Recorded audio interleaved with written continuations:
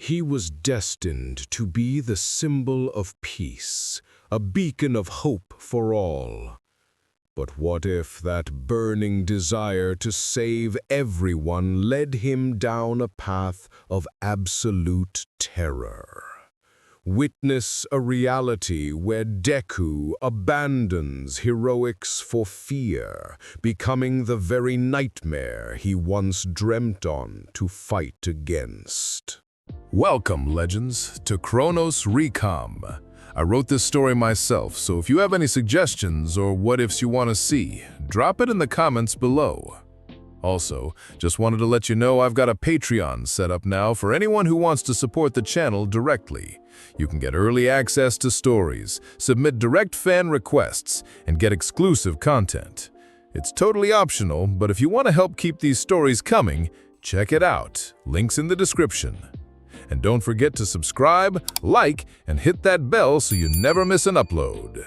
Let's dive into this story. The underground laboratory smelled of rust, formaldehyde, and forgotten ambitions. Izuku Midoriya stood in the center of the abandoned space, his small frame illuminated by the flickering emergency lights that somehow still functioned after years of neglect.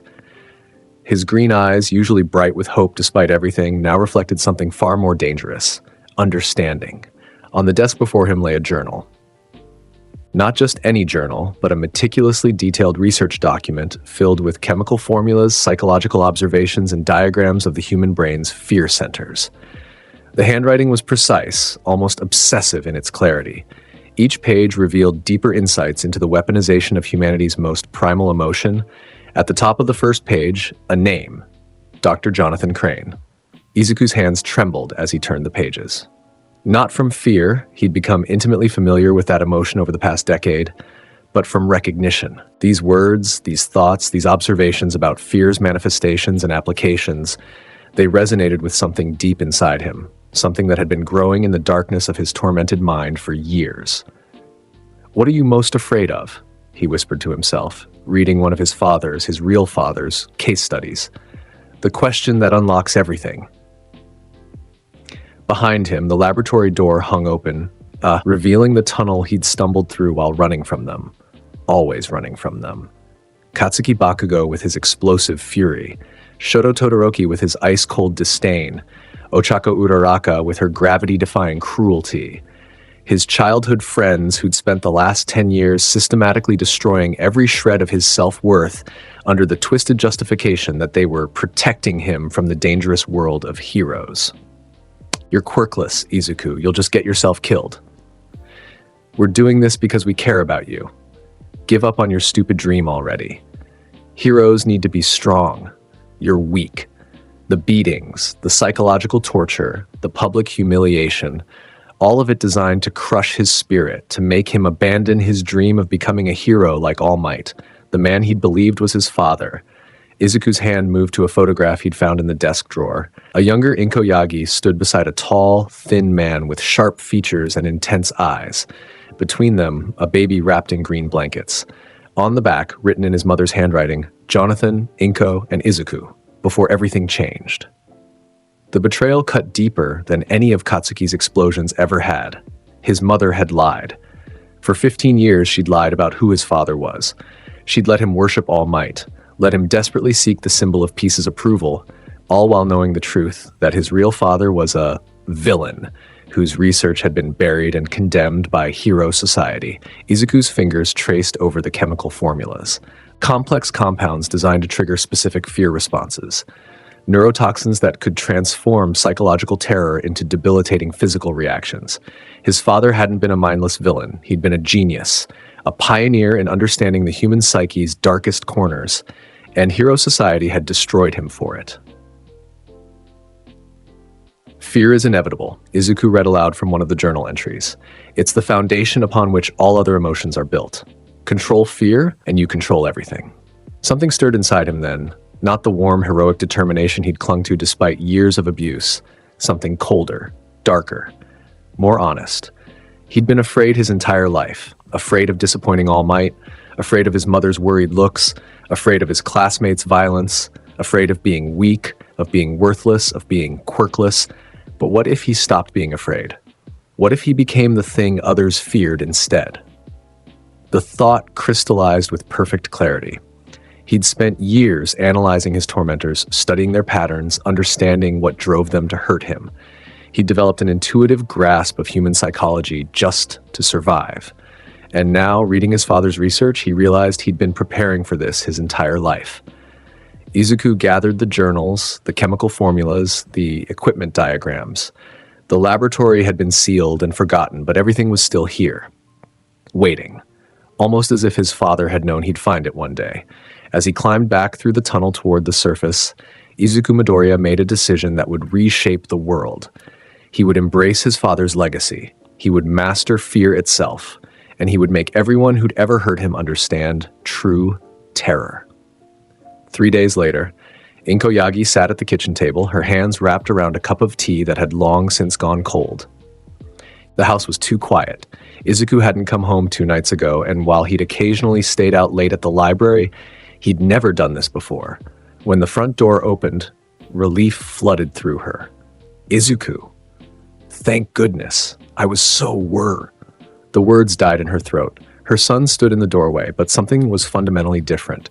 His posture was straighter, more confident. His green eyes held a calculating coldness she'd never seen before. And most disturbing of all, he was smiling. Not the warm, hopeful smile she knew, but something sharp and knowing. "Hello, Mother," he said, his voice carrying an unfamiliar edge. Or should I say, Inko? I'm not sure what to call someone who spent 15 years lying to my face. Her cup slipped from her hands, shattering on the floor. "What are you?" "Dr. Jonathan Crane," Izuku interrupted, pulling a familiar journal from his bag and placing it on the table. "My real father, the man you erased from my life, the villain whose research you helped bury." Inko's face went pale. "Izuku, please, let me explain." "Explain?" His laugh was brittle. "Wrong." "Oh, I'd love to hear this explanation. Please, tell me why you let me believe All Might was my father. Why you let me worship the symbol of peace while hiding the truth. Why you let your husband's colleagues destroy my real father's work." "It was to protect you." Inko stood, her voice desperate. "Jonathan's research, it was dangerous, Izuku. He became obsessed with fear, with experimenting on people. The heroes had to stop him before he could reveal the truth about hero society."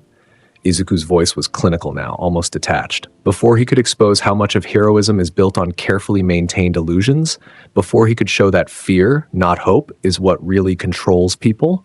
You don't understand. He changed. The research changed him. He wasn't the man I married anymore." "No, Mother, I understand perfectly." Izuku opened the journal, turning to a specific page. He saw clearly. He understood that heroes maintain power by making people afraid of villains, afraid of chaos, afraid of stepping out of line, fear disguised as security, control disguised as protection. "Izuku, you're scaring me." "Good. The word came out like a blade. You should be scared. You've taken everything from me, my father, my truth, my identity, and you let them." His voice cracked slightly, the first hint of the pain beneath the cold exterior. "You let Katsuki, Shoto, and Ochako torture me for years. You knew what they were doing. The bruises, the burns, the psychological abuse, and you did nothing. I thought they would help you see reason. I thought if you understood you couldn't be a hero, you'd choose a safer path. You thought breaking me was safer than trusting me." Izuku's hands were shaking now, but not from fear, from rage. Pure distilled rage that had been building for a decade. "You chose All Might. You chose Hero Society. You chose everyone except your own son." "That's not true. Everything I did was for you." "For me?" His voice rose, the clinical detachment shattering. "You let them beat me. You let them burn me. You let them tell me every single day that I was worthless, that my dreams were stupid, that I should just give up and die. And you call that love?" Inko reached for him, tears streaming down her face. "Izuku, please." He jerked away from her touch as if it burned. Don't you dare touch me. You lost that right. I'm your mother. You're the woman who lied to me for 15 years. The woman who chose a false hero over her real son. The woman who's about to learn a very important lesson." Izuku's eyes glinted with something dangerous. "What are you afraid of, Inko Yagi?" "What? Everyone has a weakness," he continued, his voice dropping to something almost conversational. "A core fear that defines them. The thing they'll do anything to avoid. I've spent years studying fear, first as a survival mechanism, now as a science. So I'll ask again, what are you most afraid of, Izuku, you're not yourself. Wrong. I'm more myself than I've ever been. He closed the journal, tucking it back into his bag. I found his laboratory, all of his research, his equipment, his formulas. And do you know what happened when I started reading his work? Inko's breath caught. No. Something clicked, like a lock opening in my mind. All those years of analyzing my tormentors, understanding their patterns, predicting their behavior, it was preparation. I have a gift for understanding fear, Mother. It's in my blood, my real father's blood. You don't have a quirk, Inko whispered, but her voice was uncertain. Don't I? Izuku smiled, that wrong smile again. Quirks manifest during moments of extreme stress, don't they? Moments when the psyche is pushed to its absolute limit. I've been living in fear for 10 years, being broken down systematically by the people I trusted most. Tell me, Mother, what would happen to someone whose entire existence was defined by psychological trauma? Oh, God. I spent the last 3 days in that laboratory, reading, experimenting, understanding, and when I truly accepted what I am, what I was always meant to be, I felt it. A change, something waking up inside me. His voice dropped to barely above a whisper. I felt my quirk activate. What? What kind of quirk? Inko's voice trembled. I call it nightmare.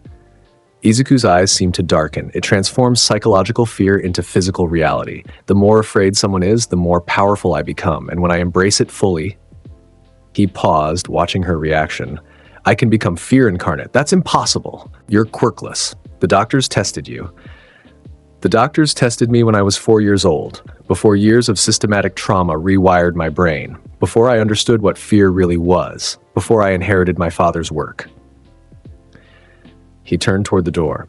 Quirks are genetic, Mother, and psychological quirks are the hardest to detect, especially in children who don't understand how to use them. Where are you going? To continue my father's research, to develop my abilities, to show Hero Society what happens when they destroy someone completely. He paused at the door. You wanted to protect me from the dangerous world of heroes? Congratulations. You've created something far more dangerous than any villain they've ever faced. Izuku, wait. Please. He looked back at her, and for just a moment she saw the scared little boy who used to ask her if he could still be a hero without a quirk. Then the mask slammed back into place. Tell All Might, tell your husband, that his greatest failure isn't losing his power. It's ignoring the suffering right in front of him while playing symbol of peace for the masses. Tell him the son he pretended to care about is gone, and something else has taken his place. What are you going to do? What I was always meant to do. Izuku's smile was cold and clinical. I'm going to make everyone understand fear, starting with the people who thought they could crush me and face no consequences. He left without another word, leaving Inko Yagi alone with the shattered remains of her teacup and the terrible knowledge of what she'd helped create. 2 weeks later, abandoned district, Musutafu. Katsuki Bakugo walked through the ruins of the old industrial sector with his usual aggressive confidence. He'd been lured here by a message claiming to have information about villain activity, probably some attention-seeking civilian who'd seen too many hero movies. Still, it was better than going home and dealing with his parents asking why Izuku Yagi had suddenly stopped coming around, like he cared where that quirkless loser had gone. Maybe the weakling had finally taken the hint and left town. All right, whoever sent that message, show yourself, he shouted, small explosions crackling from his palms. I don't have time for... Let me guess, a voice echoed from the shadows, raspy and cold. You're fearless. Katsuki spun around, trying to locate the source. Who the hell? A figure emerged from the darkness between two buildings. Tall, wearing a modified costume that seemed cobbled together from salvaged materials and DIY modifications. A long, dark coat, worn boots, fingerless gloves, and covering the face, a crude but effective mask resembling a scarecrow, with a respirator attachment and glowing green eye lenses. Most unsettling was the weapon, a farming scythe that had been modified with mechanical components, its blade gleaming with a faint chemical sheen. What kind of wannabe villain costume is that? Katsuki sneered, but something about the figure's posture made him uneasy. You picked the wrong person to mess with, you freak. Did I? The figure tilted his head. Tell me, Katsuki Bakugo, what are you afraid of? I'm not afraid of anything. He launched himself forward, explosions propelling him toward the figure, especially not some scarecrow looking. The figure moved with surprising speed, the scythe spinning in a defensive arc that forced Katsuki to abort his attack. Before he could recover, something sprayed from the figure's gauntlet, a fine mist that Katsuki inadvertently breathed in. What the? He stumbled back, coughing. What was that? Breathe deep, the figure said, circling him slowly. Let it into your lungs, into your bloodstream, into your brain. Katsuki's vision began to blur. The abandoned buildings around him seemed to shift and warp. Some kind of quirk? That's cheap. Not a quirk. Chemistry. My father's research, refined and improved. The figure's voice seemed to come from everywhere at once now. You see, Katsuki, everyone has a weakness. A core fear they hide beneath bravado and aggression. The fear toxin just brings it to the surface. The world around Katsuki twisted. The buildings became hostile, looming shapes. The shadows crawled with movement. And standing before him, growing larger and more monstrous with each passing second, was the Scarecrow figure, except now it was transforming into something out of a nightmare. The coat seemed to merge with the body beneath, becoming ragged, tattered flesh. The mask became a skull-like face with those glowing green eyes burning with malevolent intelligence.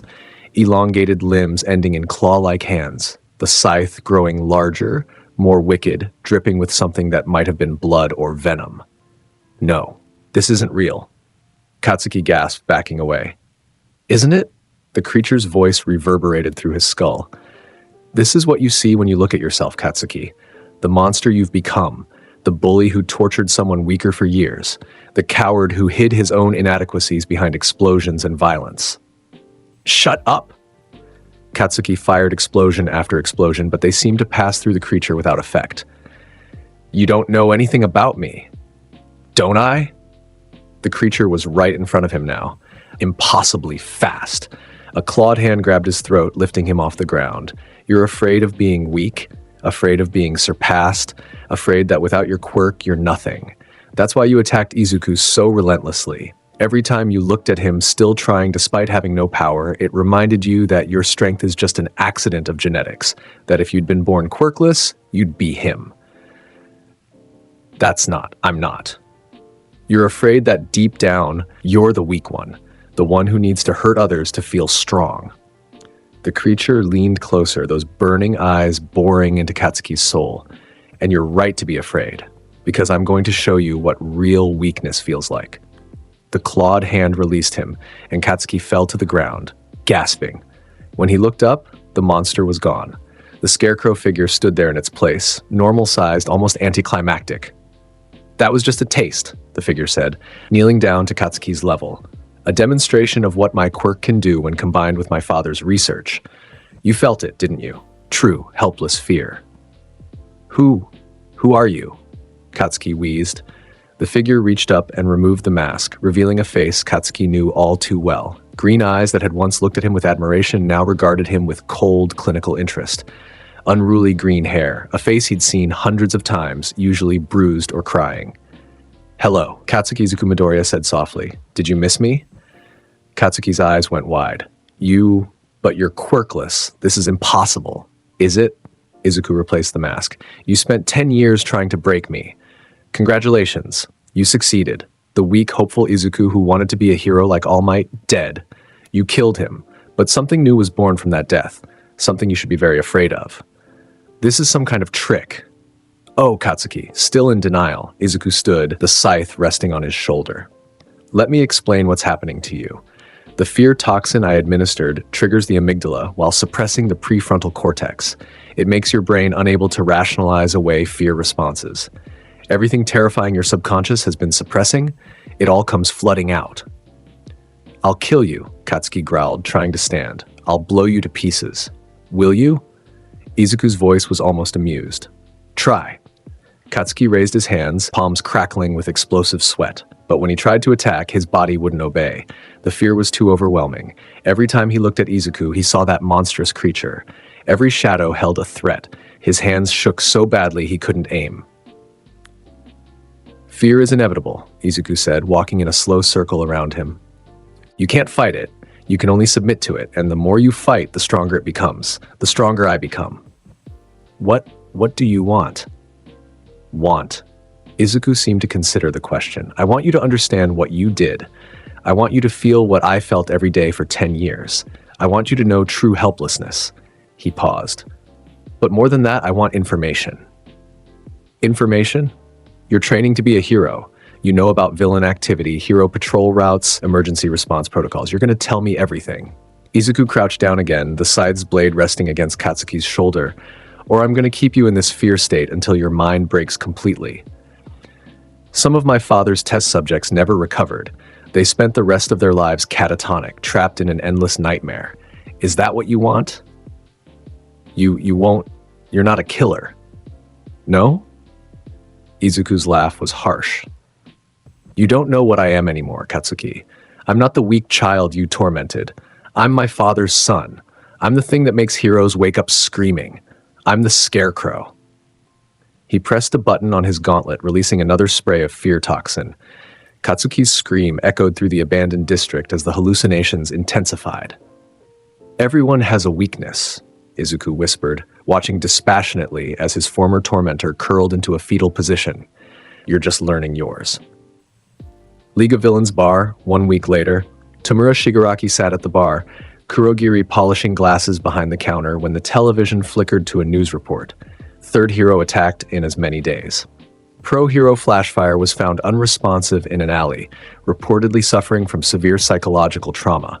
Witnesses report seeing a figure in a mask fleeing the scene. Authorities believe this may be connected to the recent attacks on hero students Bakugo, Todoroki, and Uraviti, all of whom are currently hospitalized with similar symptoms. Interesting, Tamura murmured, scratching his neck. Someone's targeting heroes systematically, and apparently breaking them without killing them. Creative. The news reports describe symptoms consistent with severe psychological trauma, Kurogiri observed. Fear responses, hallucinations, paranoid delusions. Quite different from the usual villain attacks. Different is good. Different is exactly what we need. Tamura leaned forward, watching the footage of terrified civilians being interviewed. Find out who's doing this. I want to meet them. It took Kurogiri 3 days to locate the source. The trail led to an abandoned chemical plant on the outskirts of Musutafu, where security cameras had captured footage of a masked figure entering and leaving at odd hours. Tamura decided to investigate personally. The chemical plant's interior had been converted into a makeshift laboratory. Beakers and burners were set up across multiple workbenches. Chemical formulas were scrawled on the walls, and in the center of it all, surrounded by his equipment, worked the masked figure. So you're the one who's been making heroes piss themselves, Tamura said, emerging from Kurogiri's portal. The figure spun around, scythe raised defensively. Behind the mask, those green eye lenses glowed. You're Tamura Shigaraki, leader of the League of Villains. And you're the new nightmare haunting Musutafu. Tamura scratched his neck, studying the laboratory setup. Impressive work. Breaking heroes without killing them takes a special kind of creativity. They're test subjects, the figure said, lowering the scythe slightly. I'm refining my father's research. Each one teaches me more about fear responses, optimal toxin concentrations, psychological breaking points. Your father's research? Tamura tilted his head. Who was your father? The figure hesitated, then removed the mask.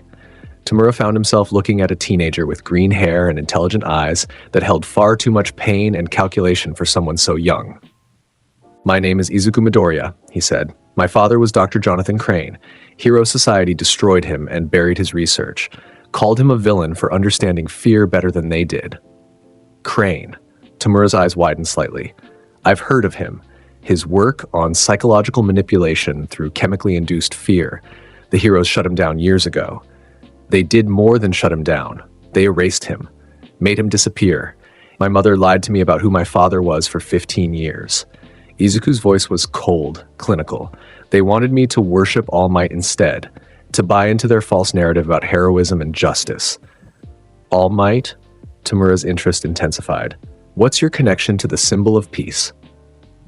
He's married to my mother, raised me as his own, let his colleagues torture me for years under the justification of protecting me because I didn't have a quirk. Izuku's hands clenched. Until I found my father's research and discovered the truth about him, about my real father, about hero society, about everything. And now you're taking revenge by breaking heroes psychologically.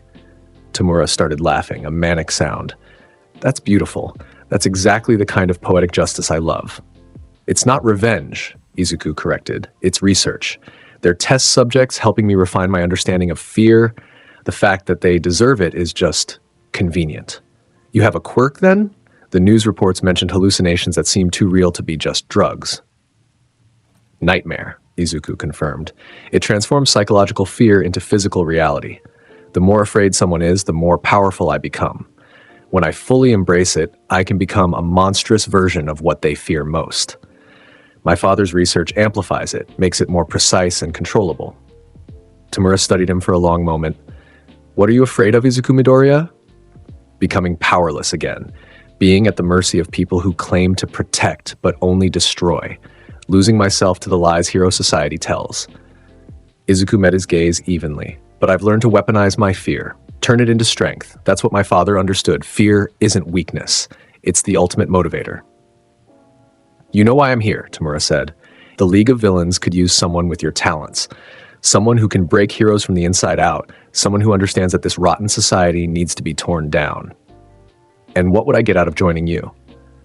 Resources, protection, access to targets, a chance to make hero society suffer on a scale your father never dreamed of.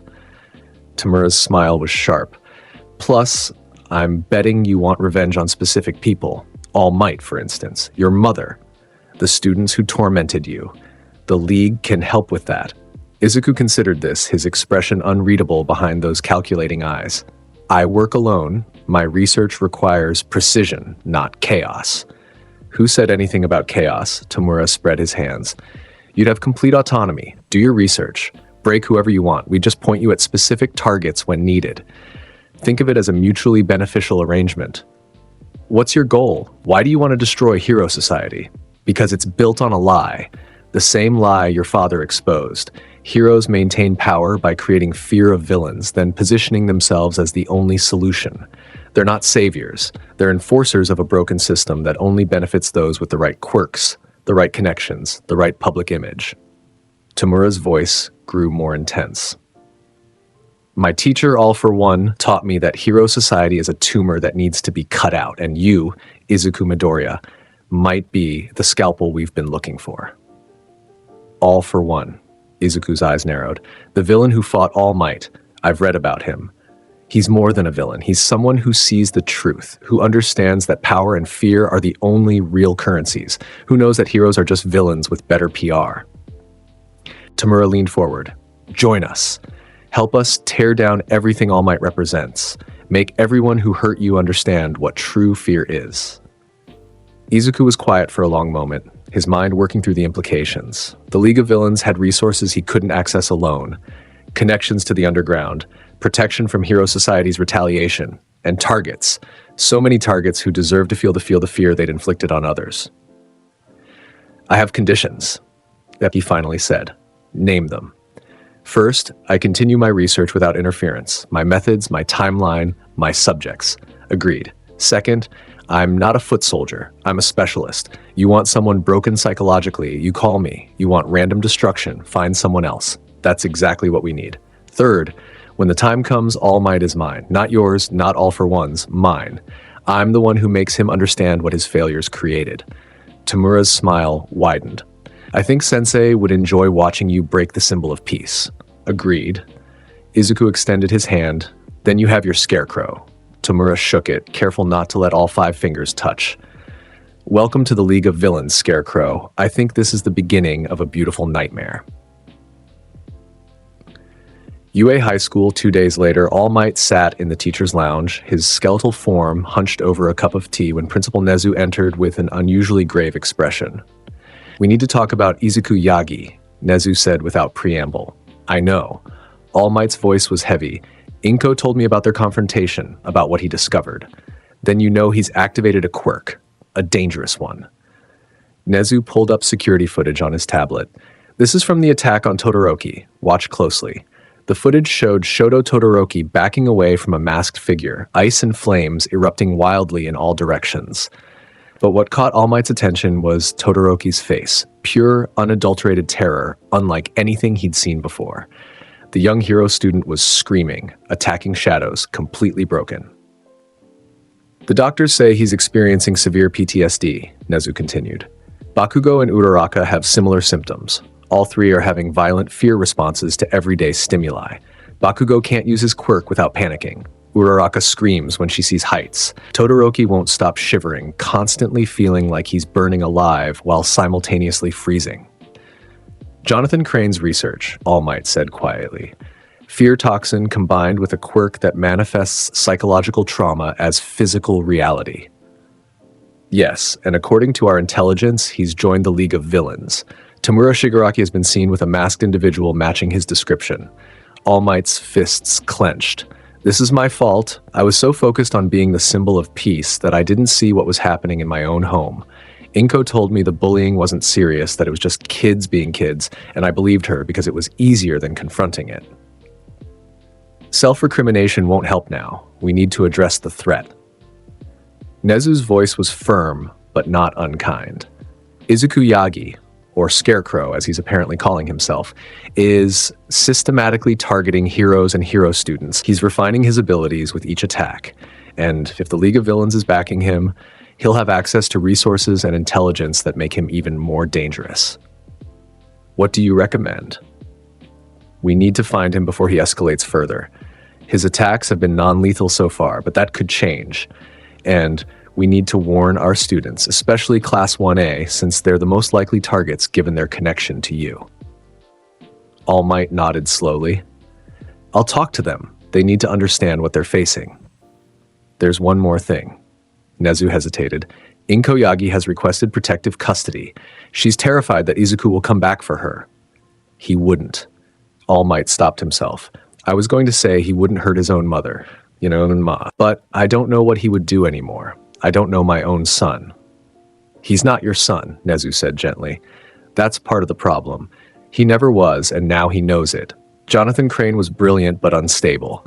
If Izuku inherited both his intellect and his psychological issues, combined with a quirk that feeds on fear, we're dealing with something unprecedented. A villain created by Hero Society's failures, All Might said bitterly. How appropriate. Don't lose hope, All Might. He's still young. Still learning. There may be a chance to reach him before he's completely lost. All Might wanted to believe that, but he'd seen the footage.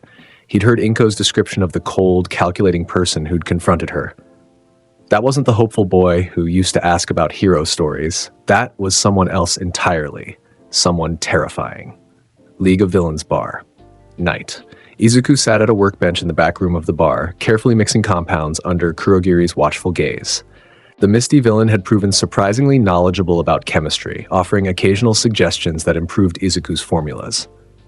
You're quite talented, Kurogiri observed. Your father would be proud.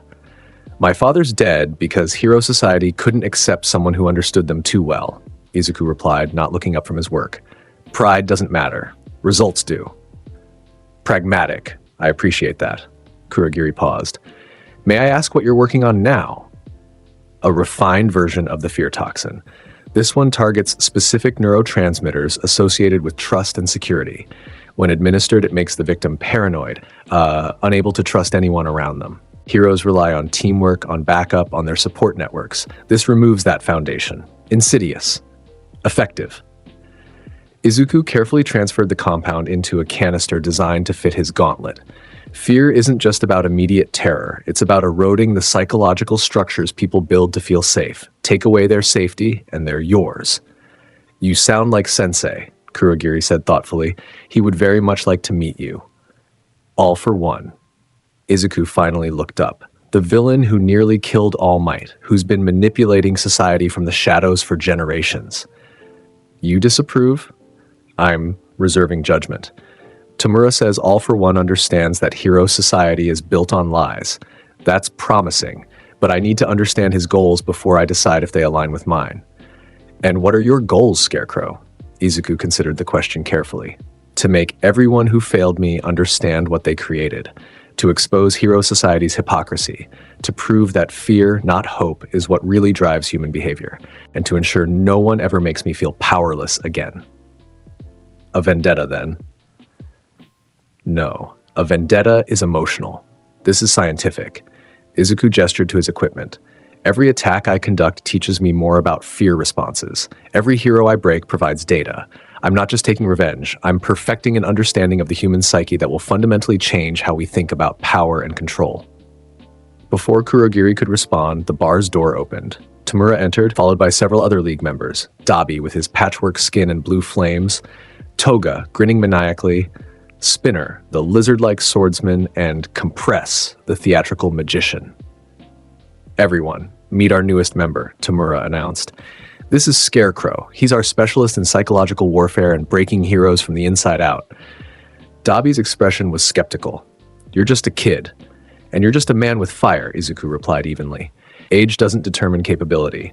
Ask Bakugo, Todoroki, or Uraraka how much my age mattered when I broke them. Ooh, he's feisty. Toga bounced forward. Did you really make heroes cry? Can you make them bleed too? I love blood. Fear induces physical stress responses that can include bleeding, stress ulcers, nosebleeds from hypertension, even hemorrhaging in extreme cases. So yes, technically. Izuku studied her with clinical interest. You're Toga. Quirk. Transform. You require blood samples to copy appearances. Psychologically, you exhibit traits consistent with borderline personality disorder mixed with hematolagnia. Fascinating. Toga's grin widened. You know all about me already. You're smart. I like you. Don't get too attached, Dabi warned. Smart people in the League tend to have short lifespans. Is that a threat? Izuku's voice remained calm, but his hand moved toward his gauntlet. Just an observation, Dabi shrugged. Tamura goes through recruits fast. You might be special now, but let's see how long that lasts. Dabi, play nice, Tamura said, though his tone suggested he found the tension amusing. Scarecrow here is different. He's got skills we actually need. Unless you want to try breaking heroes psychologically with your flames, I can burn them just fine. But can you make them destroy themselves? Izuku challenged. Can you make a hero so afraid of their own quirk that they can't use it? Can you break their mind so thoroughly they beg for death but can't bring themselves to end it? Fire is crude. Fear is precise. Spinner laughed. Kid's got a point. We can all destroy. Not many can break. Precisely, Compress added with a flourish. We have demolitionists aplenty. A true psychological artist is a rare find indeed. Thank you, Izuku said dryly. Your approval means so much. Tamura held up a hand for silence. Here's the situation. Scarecrow's been making noise attacking heroes near UA. The heroes are going to tighten security, increase patrols, maybe even try to find him. We need to be smart about this. Let them try, Izuku said. Every hero they send after me is another test subject. Confident. I like it. Tamura scratched his neck. But we're not ready for a full confrontation with All Might yet. Sensei's still recovering from their last fight. So we play it smart. Hit and run, psychological warfare, make them paranoid and afraid while we prepare for the real attack. What real attack? Dabi asked. The UA Sports Festival is in 3 months, Tamura explained. Biggest hero event of the year. All the major heroes, all the promising students, broadcast live to the entire nation. If we can disrupt that, make it a showcase of Hero Society's failures, it would be perfect.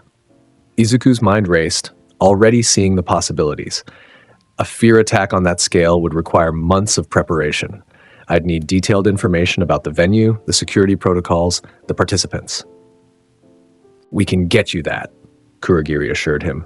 We have people inside the Hero Commission. Information won't be a problem. Then I'll need time to develop a large-scale dispersal system for the fear toxin, something that can affect thousands of people simultaneously without killing them. Lethal doses would be counterproductive. We want them conscious and terrified, not dead. See? Tamura grinned at the others. This is why we need him. He thinks like an artist. Now, Scarecrow, tell us, what's your plan for the festival? Izuku stood, moving to a whiteboard he'd set up in the corner. He began sketching out ideas, his mind fully engaged with the challenge. The sports festival is about showcasing strength, he began. Students compete to prove they're worthy of becoming heroes. The audience watches, feeling safe because these future heroes will protect them. The entire event is built on the illusion of security and hope. So we shatter that illusion, Toga said, following his logic. Exactly. We make everyone in that stadium experience their deepest fears. Students see themselves failing, becoming villains, dying. Heroes see their worst failures played out. Civilians see the people meant to protect them become monsters. We turn their symbol of hope into a nightmare they'll never forget. Dabi leaned forward, interested despite himself. And how do you plan to deliver this toxin to thousands of people at once? The ventilation system, Izuku said, sketching air ducts. UA's stadium is enclosed for weather control. They pump in heated or cooled air depending on conditions. We infiltrate the system beforehand, install dispersal units at key points. When the festival starts and the stadium fills up, we activate them. Within minutes, everyone inside is breathing in the toxin. Security would detect that, Spinner pointed out. Not if we use my nightmare quirk to mask the installation. Izuku countered. I can create fear-based illusions that make security personnel see what they expect to see, normal maintenance, routine checks, and if anyone gets too close, I break them before they can raise an alarm. What about gas masks? Heroes would have them, Compress noted. The fear toxin I'm developing absorbs through skin contact too, slower but still effective. And in a panicked environment, how many people do you think will remember to put on protective equipment correctly? Especially when their minds are already being attacked? Tamura's grin was manic now. This is beautiful. This is exactly what we need. All Might's school, his students, his entire symbol of hope, all of it turned into a showcase of fear. There's more, Izuku continued. Once the toxin takes effect, we don't just let it run wild. We use it strategically, target specific individuals with concentrated doses. I want All Might to face his greatest fear, failing to save people. I want the students to see themselves become the villains they swore to fight. I want the audience to see their heroes break. And what about you? Dabi asked. What do you get out of this besides revenge? Data, Izuku replied simply. A controlled experiment on a massive scale. I'll learn more about fear responses in those few hours than I could in years of individual trials. And yes, I'll also get to show everyone who dismissed me, who tortured me, who tried to crush my spirit. I'll show them what I've become.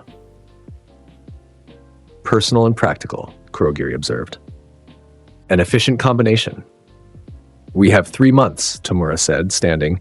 Scarecrow, you focus on developing the toxin and planning the delivery system. Kurogiri, get him whatever resources he needs. The rest of us will handle reconnaissance and distraction. If the heroes are watching us, they won't notice Scarecrow preparing his masterpiece. One more thing, Izuku said. I want to personally deliver a message to UA, something that makes them understand what's coming. What kind of message?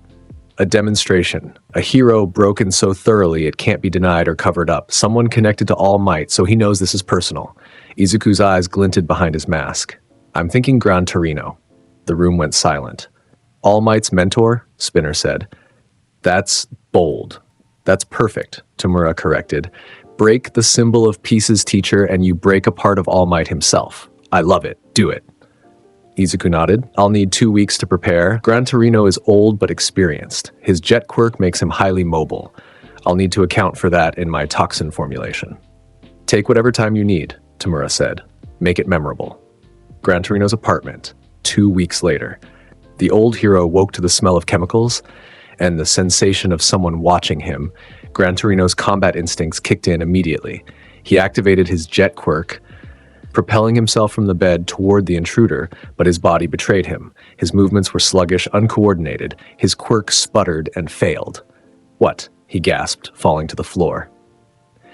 The toxin in your system suppresses the neural pathways required for quirk activation, a raspy voice explained from the shadows. You're not paralyzed, but your body isn't responding the way it should. Disorienting, isn't it? A figure stepped into the dim light from the window. The Scarecrow mask, the modified scythe, the gauntlets loaded with chemical dispensers. You, Gran Torino growled, the one who's been attacking heroes. Scarecrow, Izuku confirmed. Though you might know me by another name, Izuku Yagi, the quirkless failure All Might raised as his son. Gran Torino's eyes widened. Toshinori's boy? But you're quirkless? No, just late blooming. And now I have a quirk that makes me very good at what I do. Izuku crouched down, studying the old hero like a specimen. Tell me, Gran Torino, what are you most afraid of? I'm not telling you anything. You don't have to. The toxin makes you show me. Izuku pressed a button on his gauntlet, releasing another dose of fear gas. Everyone has a weakness, even legendary heroes like you. Gran Torino's vision began to blur and shift. The room around him transformed. He was back in the past, watching his student, Nana Shimura, All Might's predecessor, facing All for One, watching her lose, watching her die. Over and over again, the scene replayed, each iteration more gruesome than the last. No, not this. Not again. Guilt, Izuku observed clinically. Survivor's guilt specifically. You trained her, sent her into battle, and she died while you lived. You've spent decades wondering if you could have saved her, if you'd been faster, stronger, better. Stop it. Gran Torino tried to stand, but his legs wouldn't support him. And then you trained All Might, made him into the symbol of peace. But you never stopped wondering, is he strong enough? Will he survive what Nana didn't? Will you lose another student to All for One? Izuku's voice was cold, almost conversational. The fear never left. You just buried it under decades of pretending to be tough. Why are you doing this? Because I want All Might to understand what his failures created. You're going to be my message to him. Izuku stood, the scythe blade reflecting moonlight. When the heroes find you tomorrow, you'll be conscious, but completely broken. Unable to sleep because of the nightmares. Unable to fight because your mind associates combat with losing the people you love. Unable to mentor anyone else because you'll be terrified of sending them to their deaths. You're a monster. No. I'm what hero society creates when it fails someone completely, when it lets children be tortured for being weak, when it lies about parentage and legacy, when it destroys anyone who sees the truth clearly. Izuku knelt again, his masked face inches from Gran Torino's. You trained All Might to be the symbol of peace. I'm going to make you watch as I prove that symbol was always a lie. Toshinori, he tried to help you. He ignored me. He was too busy being the symbol of peace to notice his son was being systematically destroyed by the people around him. He chose the world over his own family, and now the world gets to pay the price. Izuku administered one final dose of concentrated fear toxin. This is a special formula. The effects are permanent. You'll live with this fear every day for the rest of your life. Every time you close your eyes, you'll see Nana dying. Every time you see All Might, you'll imagine him dead. Every student who asks for your help will be a future corpse in your mind. Please. Gran Torino's voice broke. Please don't. Everyone has a weakness, Izuku said softly, standing. You're just learning yours. Tell All Might that Scarecrow sends his regards. Tell him his failures are coming home to roost. Tell him that everything he built is going to burn. He left Gran Torino curled on the floor, trapped in an endless nightmare of loss and failure, too broken to even call for help. UA High School. Next morning, All Might received the call at dawn. Gran Torino had been found by his neighbor, catatonic and unresponsive. The paramedics reported extreme psychological trauma consistent with previous Scarecrow attacks. By the time All Might reached the hospital, the doctors had a preliminary diagnosis: permanent psychological damage. Gran Torino was conscious but unable to speak coherently. He kept repeating names: Nana, Toshinori, Izuku, and screaming about watching everyone die. He left a message. The detective on scene said, showing All Might a note found at Gran Torino's apartment. The handwriting was precise, clinical. Dear symbol of peace, this is what you created when you ignored your son's suffering. This is what happens when heroes choose their public image over their families. Your mentor will live, but he'll never be the same. Every day, he'll relive his greatest failures. Every night, he'll see the people he loved dying, and he'll know it's because you failed. The sports festival is in 10 weeks. I'll be there. And when I'm done, everyone will understand what fear really is. Sleep well, Scarecrow.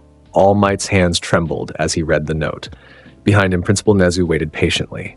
He's escalating, Nezu said finally, and he's targeting people connected to you personally. Gran Torino was a message, a demonstration of what he can do. I have to stop him, All Might said hoarsely, before he hurts anyone else. How? We don't know where he is. The League of Villains is hiding him well, and every hero we send after him becomes another victim. Nezu's voice was grave. We need a different approach. What do you suggest?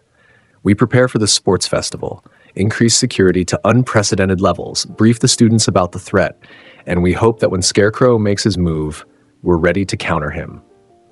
Hope? All Might's laugh was bitter. Hope is what Izuku used to have. Hope that someone would help him. Hope that his father would notice his suffering.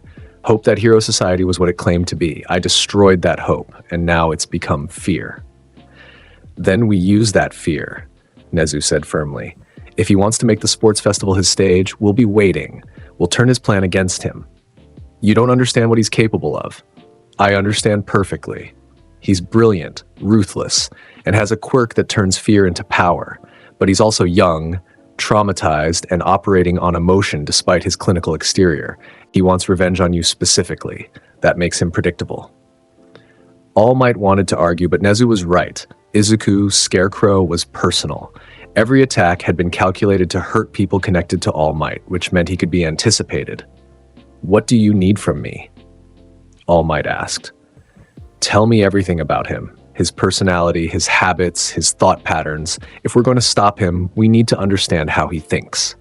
All Might settled into a chair, suddenly feeling every year of his age. He was kind, analytical. He used to fill notebooks with hero analysis, breaking down quirks and fighting styles. He could watch a hero fight once and understand their entire strategy. That analytical ability is what makes him dangerous now, Nezu observed. He's applying it to psychological warfare instead of hero studies. He was also stubborn. Once he set his mind to something, nothing could dissuade him. Not logic, not concern, not fear. All Might's voice cracked. I should have seen it. The notebooks were obsessive. The analysis was too detailed. He wasn't just studying heroes, he was studying human behavior.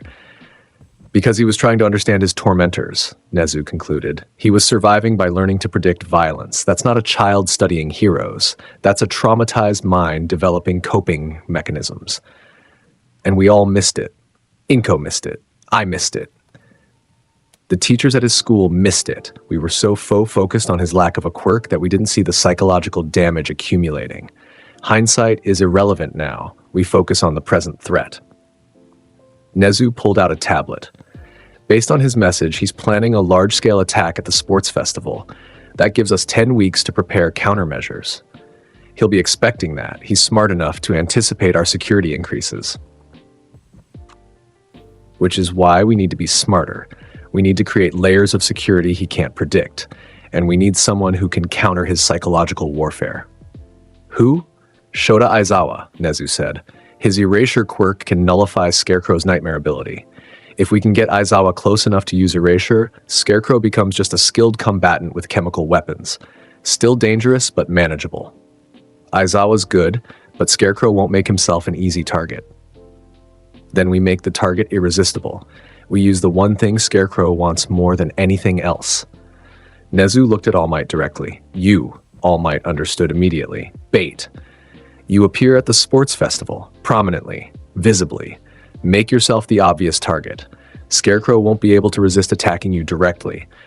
And when he does, we have Aizawa ready to nullify his quirk, while our other heroes contain the threat.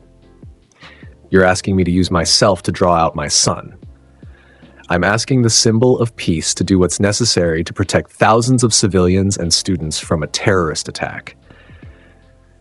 Nezu's voice was firm. Your personal feelings are irrelevant. This is about preventing a catastrophe. All Might closed his eyes, thinking of the hopeful little boy who used to ask about hero stories. Thinking of the broken teenager who'd confronted Inko with cold rage. Thinking of the monster who'd reduced Gran Torino to a catatonic shell. I'll do it, he said finally. Whatever it takes to stop him. Good. Now tell me more about his analytical abilities. I need to understand how he thinks if we're going to outmaneuver him.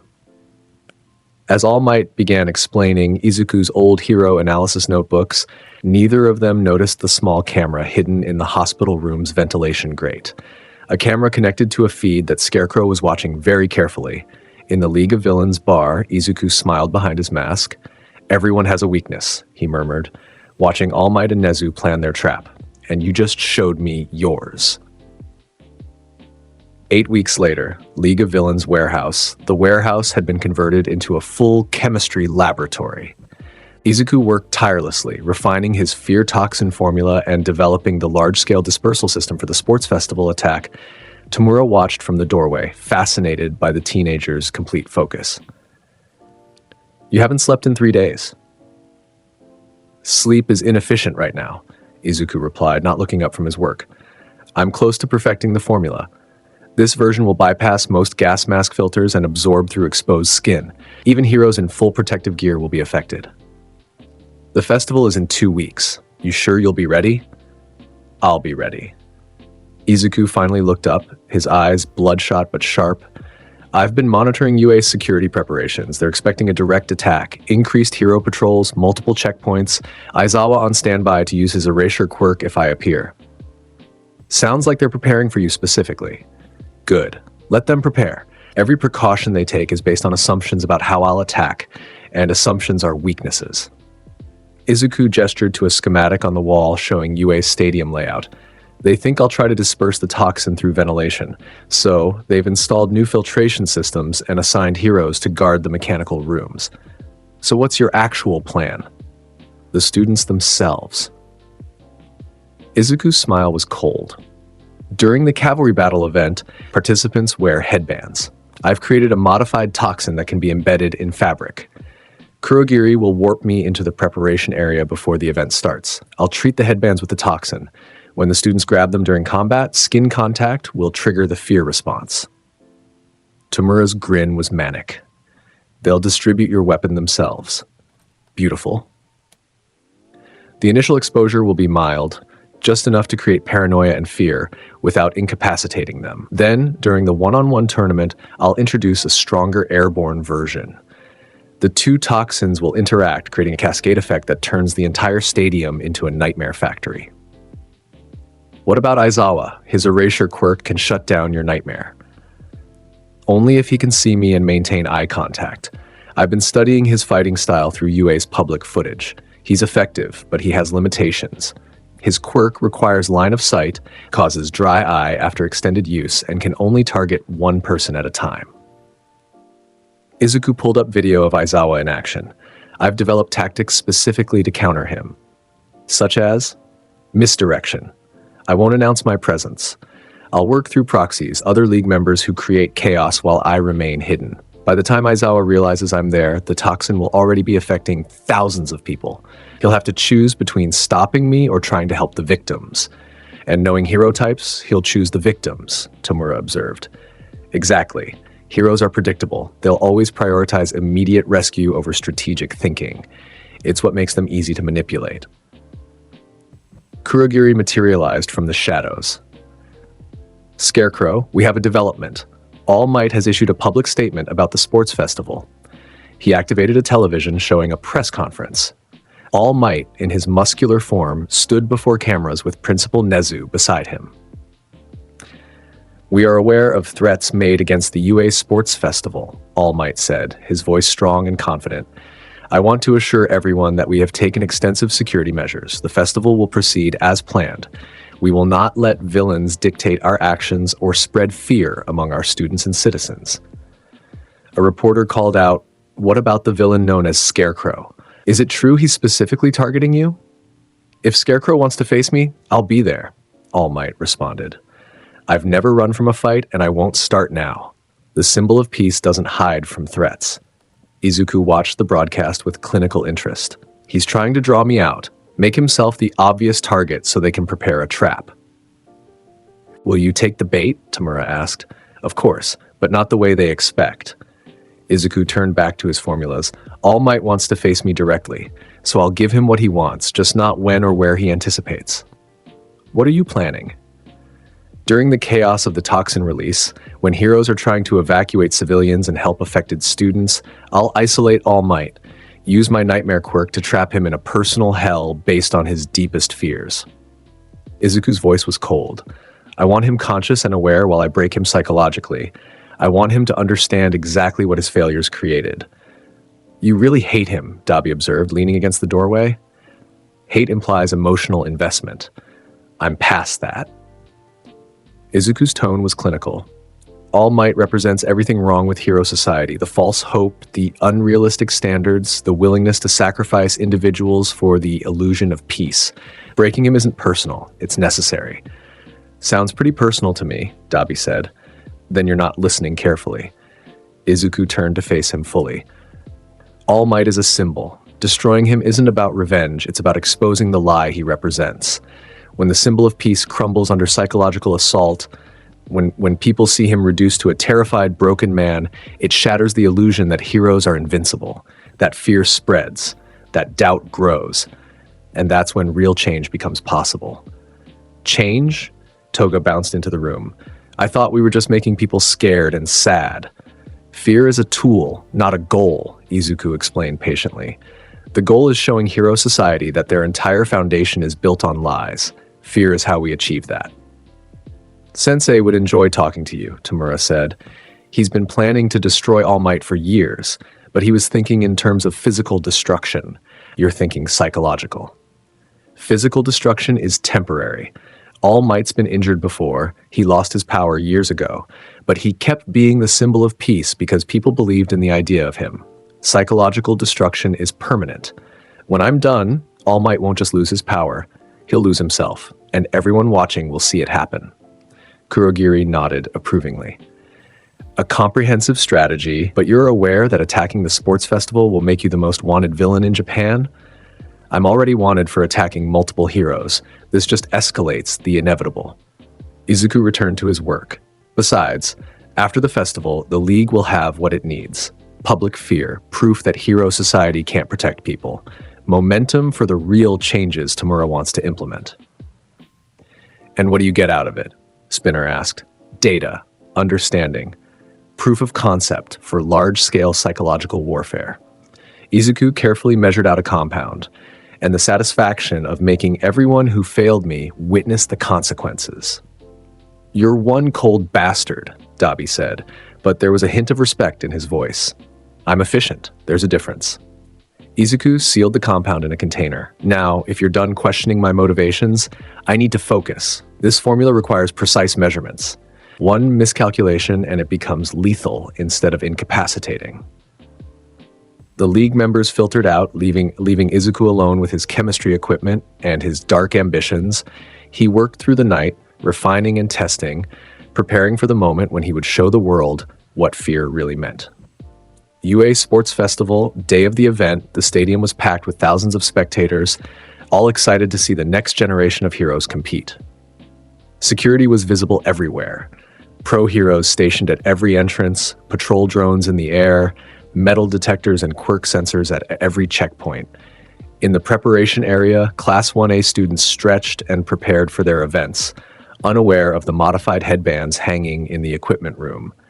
Izuku materialized from one of Kurogiri's portals in a storage closet, his Scarecrow costume hidden under a maintenance worker's uniform. He moved quickly and quietly through the back corridors, avoiding security cameras by following routes he'd memorized from stolen blueprints. The equipment room was unguarded, a calculated oversight, since who would sabotage sports equipment? Izuku smiled behind his mask as he carefully treated each headband with his modified toxin.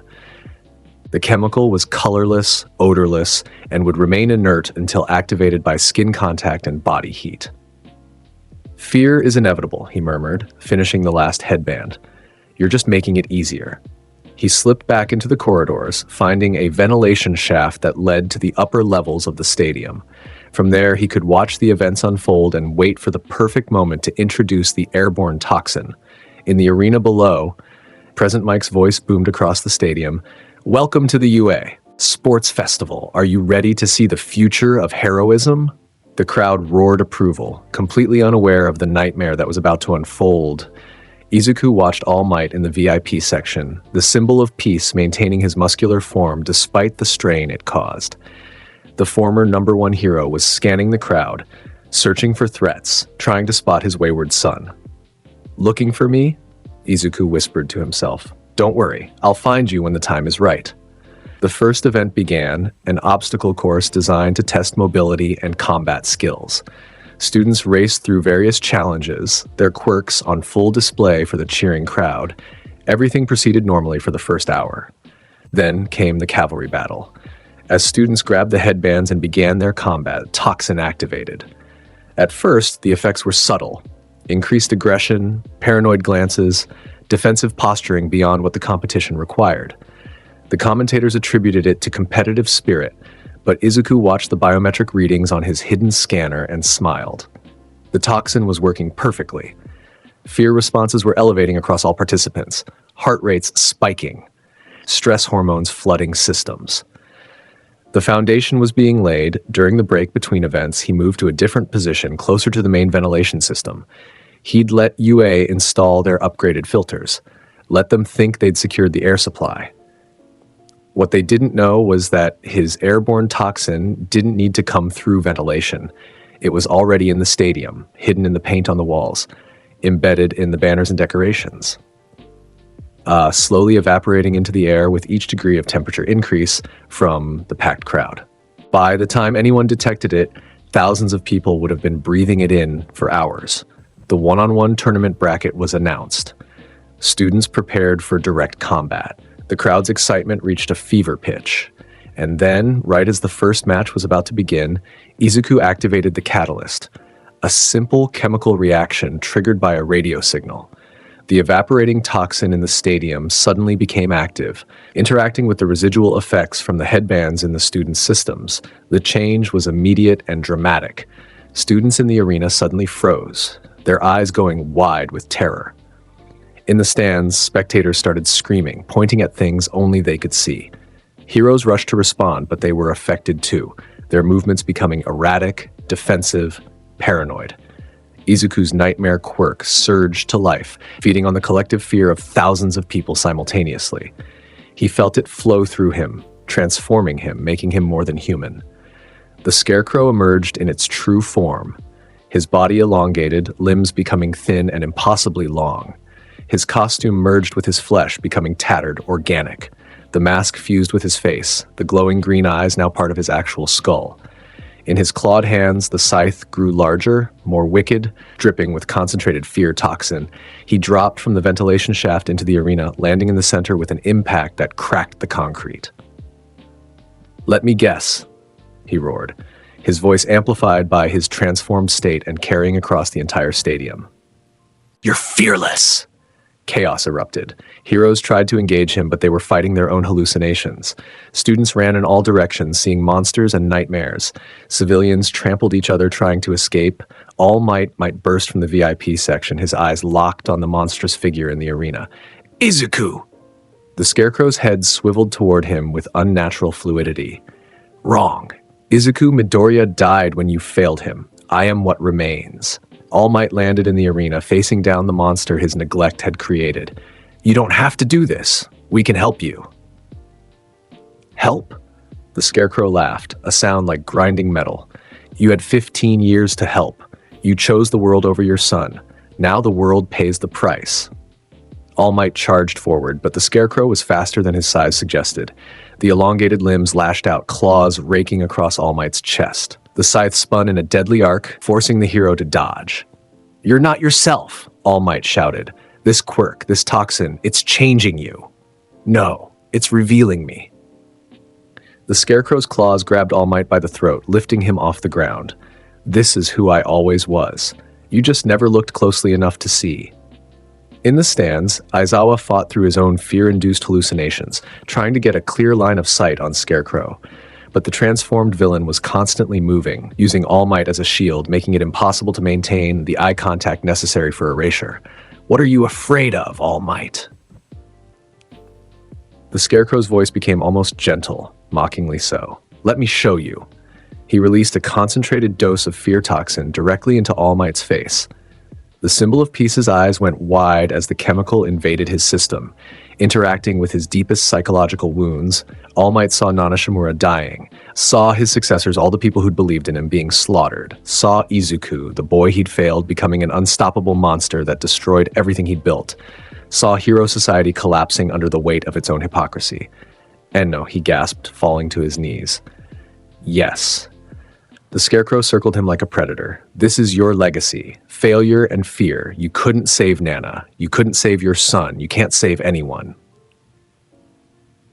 All Might's muscular form started to flicker, his time limit approaching.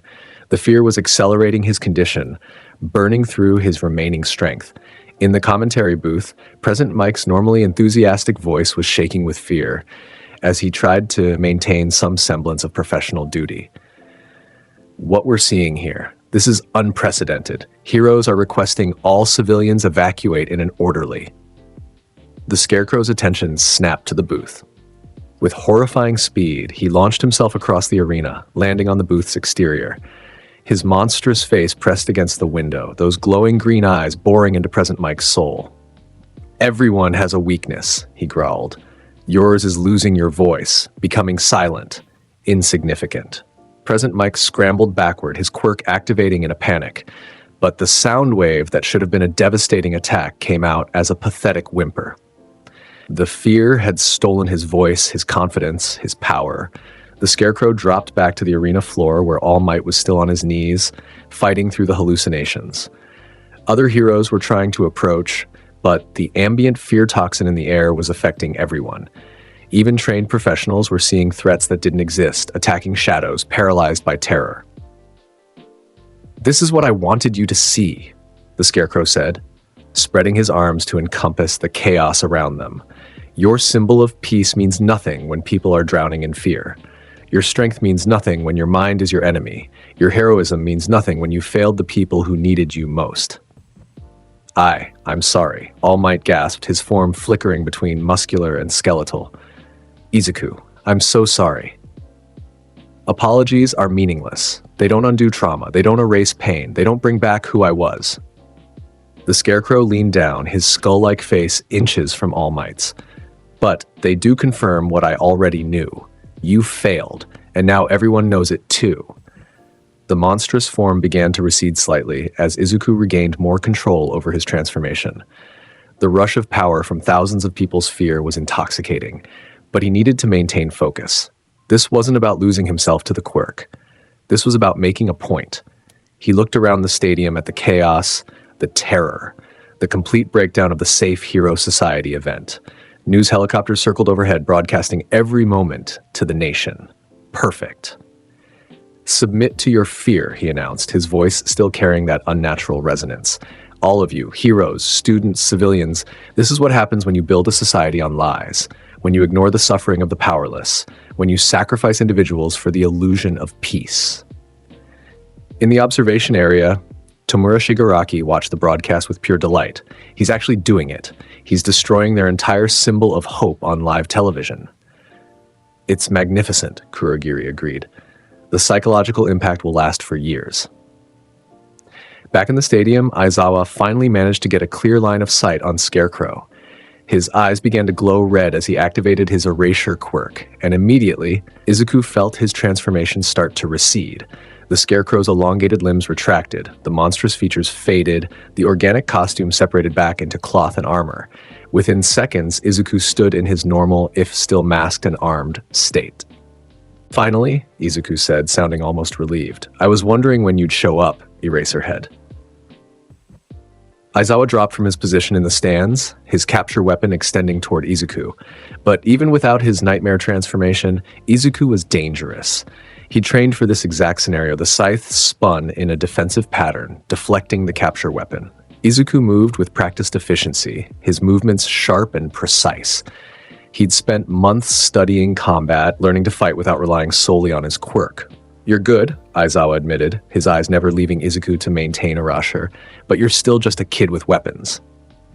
"Am I?" Izuku's hand moved to his gauntlet, triggering a different dispenser. A cloud of tear gas erupted between them. Not fear toxin, just conventional crowd control chemicals. Aizawa blinked reflexively, and in that split second, erasure deactivated. Izuku's nightmare quirk surged back to life. Not the full monstrous transformation, he didn't have time for that, but enough to create fear-based constructs around him. Shadow tendrils whipped out from his body, forcing Aizawa to dodge.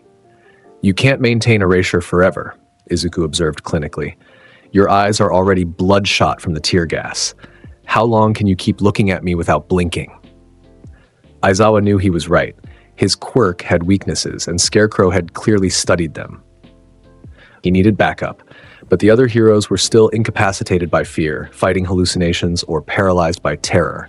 He was effectively alone. Izuku pressed his advantage, the shadow tendrils forcing Aizawa into an increasingly defensive position. You're a good hero, Eraserhead, better than most. You actually think strategically, but you can't win this fight. I don't need to win, Aizawa said, his capture weapon finally snagging one of Izuku's legs. I just need to hold you until the others recover. Others? Izuku looked around at the chaos. They're not recovering. The fear toxin's effects last for hours without the antidote, and I'm the only one who has that antidote. He was bluffing, partially. He had developed an antidote, but it was back at the League's base. He hadn't brought it because the entire point was to let the fear run its course, to make the psychological impact as severe as possible. Aizawa pulled on the capture weapon, trying to immobilize Izuku completely. But Izuku had prepared for this too. The scythe's blade cut through the special fabric. Not easily, but with enough sawing motion, it was possible. You're wasting time, Izuku said, sawing through the final threads. Every second you focus on me is a second those civilians remain in terror. Every moment you try to be a hero and stop the villain is a moment you're not helping the victims. It was a calculated psychological attack, and Aizawa knew it, but it was also true. He could hear the screaming, the crying, the panic all around him. People needed help. Kids needed help. But if he let Scarecrow escape, this would happen again. What's it going to be, Eraserhead? Izuku asked, freeing himself from the capture weapon. The villain or the victims? You can't save both. Before Aizawa could answer, a new voice cut through the chaos. Smash! A shockwave of compressed air slammed into Izuku from the side, sending him flying across the arena. He crashed into the wall, his ribs screaming in protest. All Might stood where Izuku had been, his muscular form stabilized through sheer force of will. Blood dripped from his mouth where he'd bitten through his lip to use pain to fight through the hallucinations. You won't hurt anyone else. All Might gasped, clearly struggling against both his injuries and the lingering fear toxin effects. Izuku stood slowly, assessing the damage. Several cracked ribs, possible internal bleeding. His body was tough when transformed, but in his normal state, a direct hit from All Might, even a weakened All Might, was devastating. Impressive, he said, genuinely meaning it. You fought through the toxin using pain as an anchor. My father's research mentioned that possibility, but I thought the psychological damage would be too severe. I've faced worse than fear. All Might said, though his hands were shaking. I've faced real loss, real failure. Your toxin just shows me what I already know. Does it? Izuku tilted his head. Then you know you failed your son. You know you created me. You know everything I said was true. Yes. All Might's admission was quiet but firm. I failed you, Izuku. I failed as a father, as a hero, as a man. I can't change that, but I can stop you from hurting anyone else. You can try. Izuku's hand moved to his final contingency, a dead man's switch connected to dispersal units hidden throughout the stadium. But if you attack me again, I release a lethal dose of fear toxin throughout this entire building. Everyone here dies screaming. All Might froze. Aizawa's eyes widened. You're bluffing, Aizawa said. Am I? Izuku's voice was cold. I told you, I'm my father's son. He didn't hesitate to use extreme measures when necessary. Why would I? The standoff held for a long moment. Izuku's thumb hovered over the switch. All Might struggled to decide if his son, the monster wearing his son's face, was truly capable of mass murder. Then, from the shadows, Kurogiri's portal opened. Time to go, Scarecrow, the misty villain said. You've made your point. The League needs you intact, not captured. Izuku backed toward the portal, keeping his thumb on the switch. This was just a demonstration, a proof of concept. Next time, I won't hold back. Next time, I'll show you what real fear looks like. Izuku, wait. All Might reached out desperately. Please, let me help you. You can't help me. You can't save me. You can't fix what you broke. Izuku's voice was almost sad beneath the clinical detachment. All you can do is watch as I dismantle everything you built, starting with your symbol of peace. He stepped through the portal and it closed behind him, leaving chaos and terror in his wake. League of Villains bar. Hours later, Izuku sat at the bar, his mask removed, pressing an ice pack to his ribs while Kurogiri cleaned his wounds. The television showed news coverage of the sports festival attack on every channel. Unprecedented assault on UA High School. Estimated 2,000 people affected by the fear toxin. Heroes are calling this the worst villain attack since All for One's reign of terror. You did well, Tamura said, watching the coverage with satisfaction. You actually made All Might look weak on live television. Do you know what that does to people's faith in hero society? It shatters it, Izuku replied, wincing as Kurogiri wrapped his ribs. They saw the symbol of peace brought to his knees by fear. They saw their heroes unable to protect them. They learned that security is an illusion. And now they're afraid, Dabi added, pouring a drink. Afraid of villain attacks. Afraid that heroes can't protect them. Afraid that someone like Scarecrow could strike anywhere, anytime. Fear is inevitable, Izuku said quietly, echoing his father's words. They're just learning that lesson. Kurogiri finished bandaging and stepped back. You should rest. Those ribs will take time to heal, that even with your quirk's enhancement. I can't rest yet. Izuku pulled up his laptop, accessing the news feeds and social media. I need to see the full impact, measure the psychological ripple effects. The data was overwhelming. Millions of posts about the attack, trending hashtags questioning hero society, think pieces about whether the current system could protect people from psychological threats, debates about the nature of fear and power. Look at this, Izuku said, highlighting a particular article. The Scarecrow has exposed a fundamental weakness in hero society. We've prepared for physical threats but ignored psychological warfare. What happens when the enemy isn't trying to kill us but to break us? They're starting to ask the right questions, Tamura observed. Your father would be proud. My father's dead because heroes couldn't handle his questions. Izuku's voice was flat. But at least his work wasn't in vain. At least someone is carrying on his legacy. A new portal opened, and to everyone's surprise, a figure emerged that made even Tamura straighten with attention. A man in a suit with a respirator mask, his presence commanding, despite his obvious injuries, all for one. So, the ancient villain said, his voice carrying weight despite the mechanical assistance, "This is the Scarecrow I've heard so much about." Izuku stood, ignoring the pain in his ribs. He'd read about All for One, the villain who'd fought All Might, who'd shaped hero society through generations of manipulation, the closest thing to a dark legend still living. All for One, he said, keeping his voice neutral. I'm honored. Don't be. I'm simply curious about the person who managed to accomplish in one afternoon what I've been planning for years, making All Might look weak. All for One moved closer, studying Izuku with evident interest. Tamura tells me you have a quirk called Nightmare, that you transform fear into reality. That's correct. Fascinating, a psychological quirk combined with your father's research in neurochemistry. Tell me, how does it feel when you transform, when you become the monster? Izuku considered the question carefully. Powerful, like I'm tapping into something primal that exists in everyone's mind. Fear is universal. Every human experiences it. When I transform, I become the embodiment of that universality. I become what everyone is afraid of in their deepest moments. And you maintain control? Your consciousness remains intact during the transformation? Mostly. There's a temptation to lose myself in it.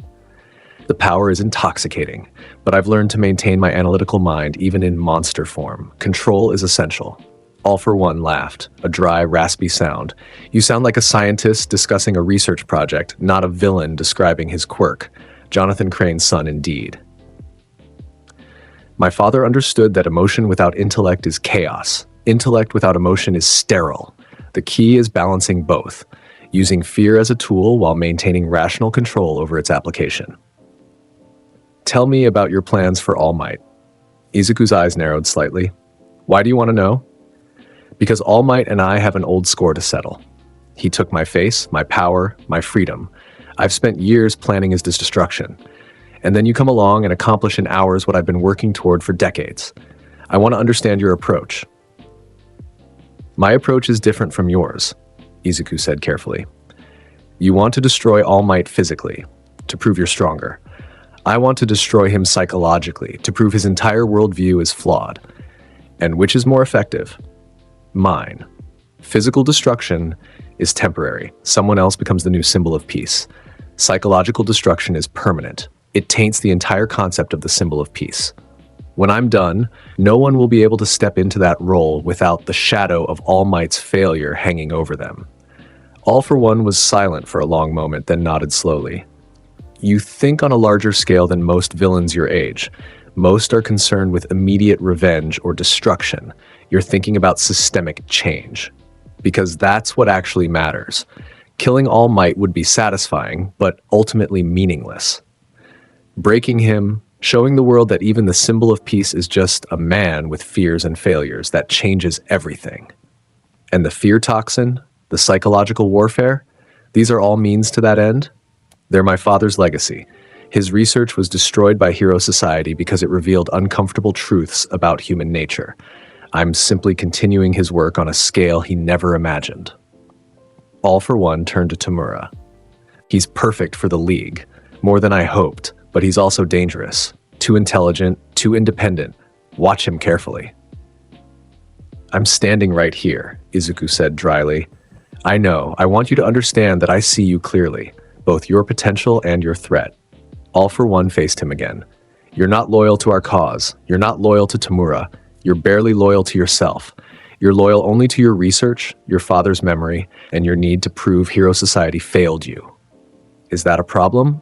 No, it's honest. I prefer honest allies to devoted fools.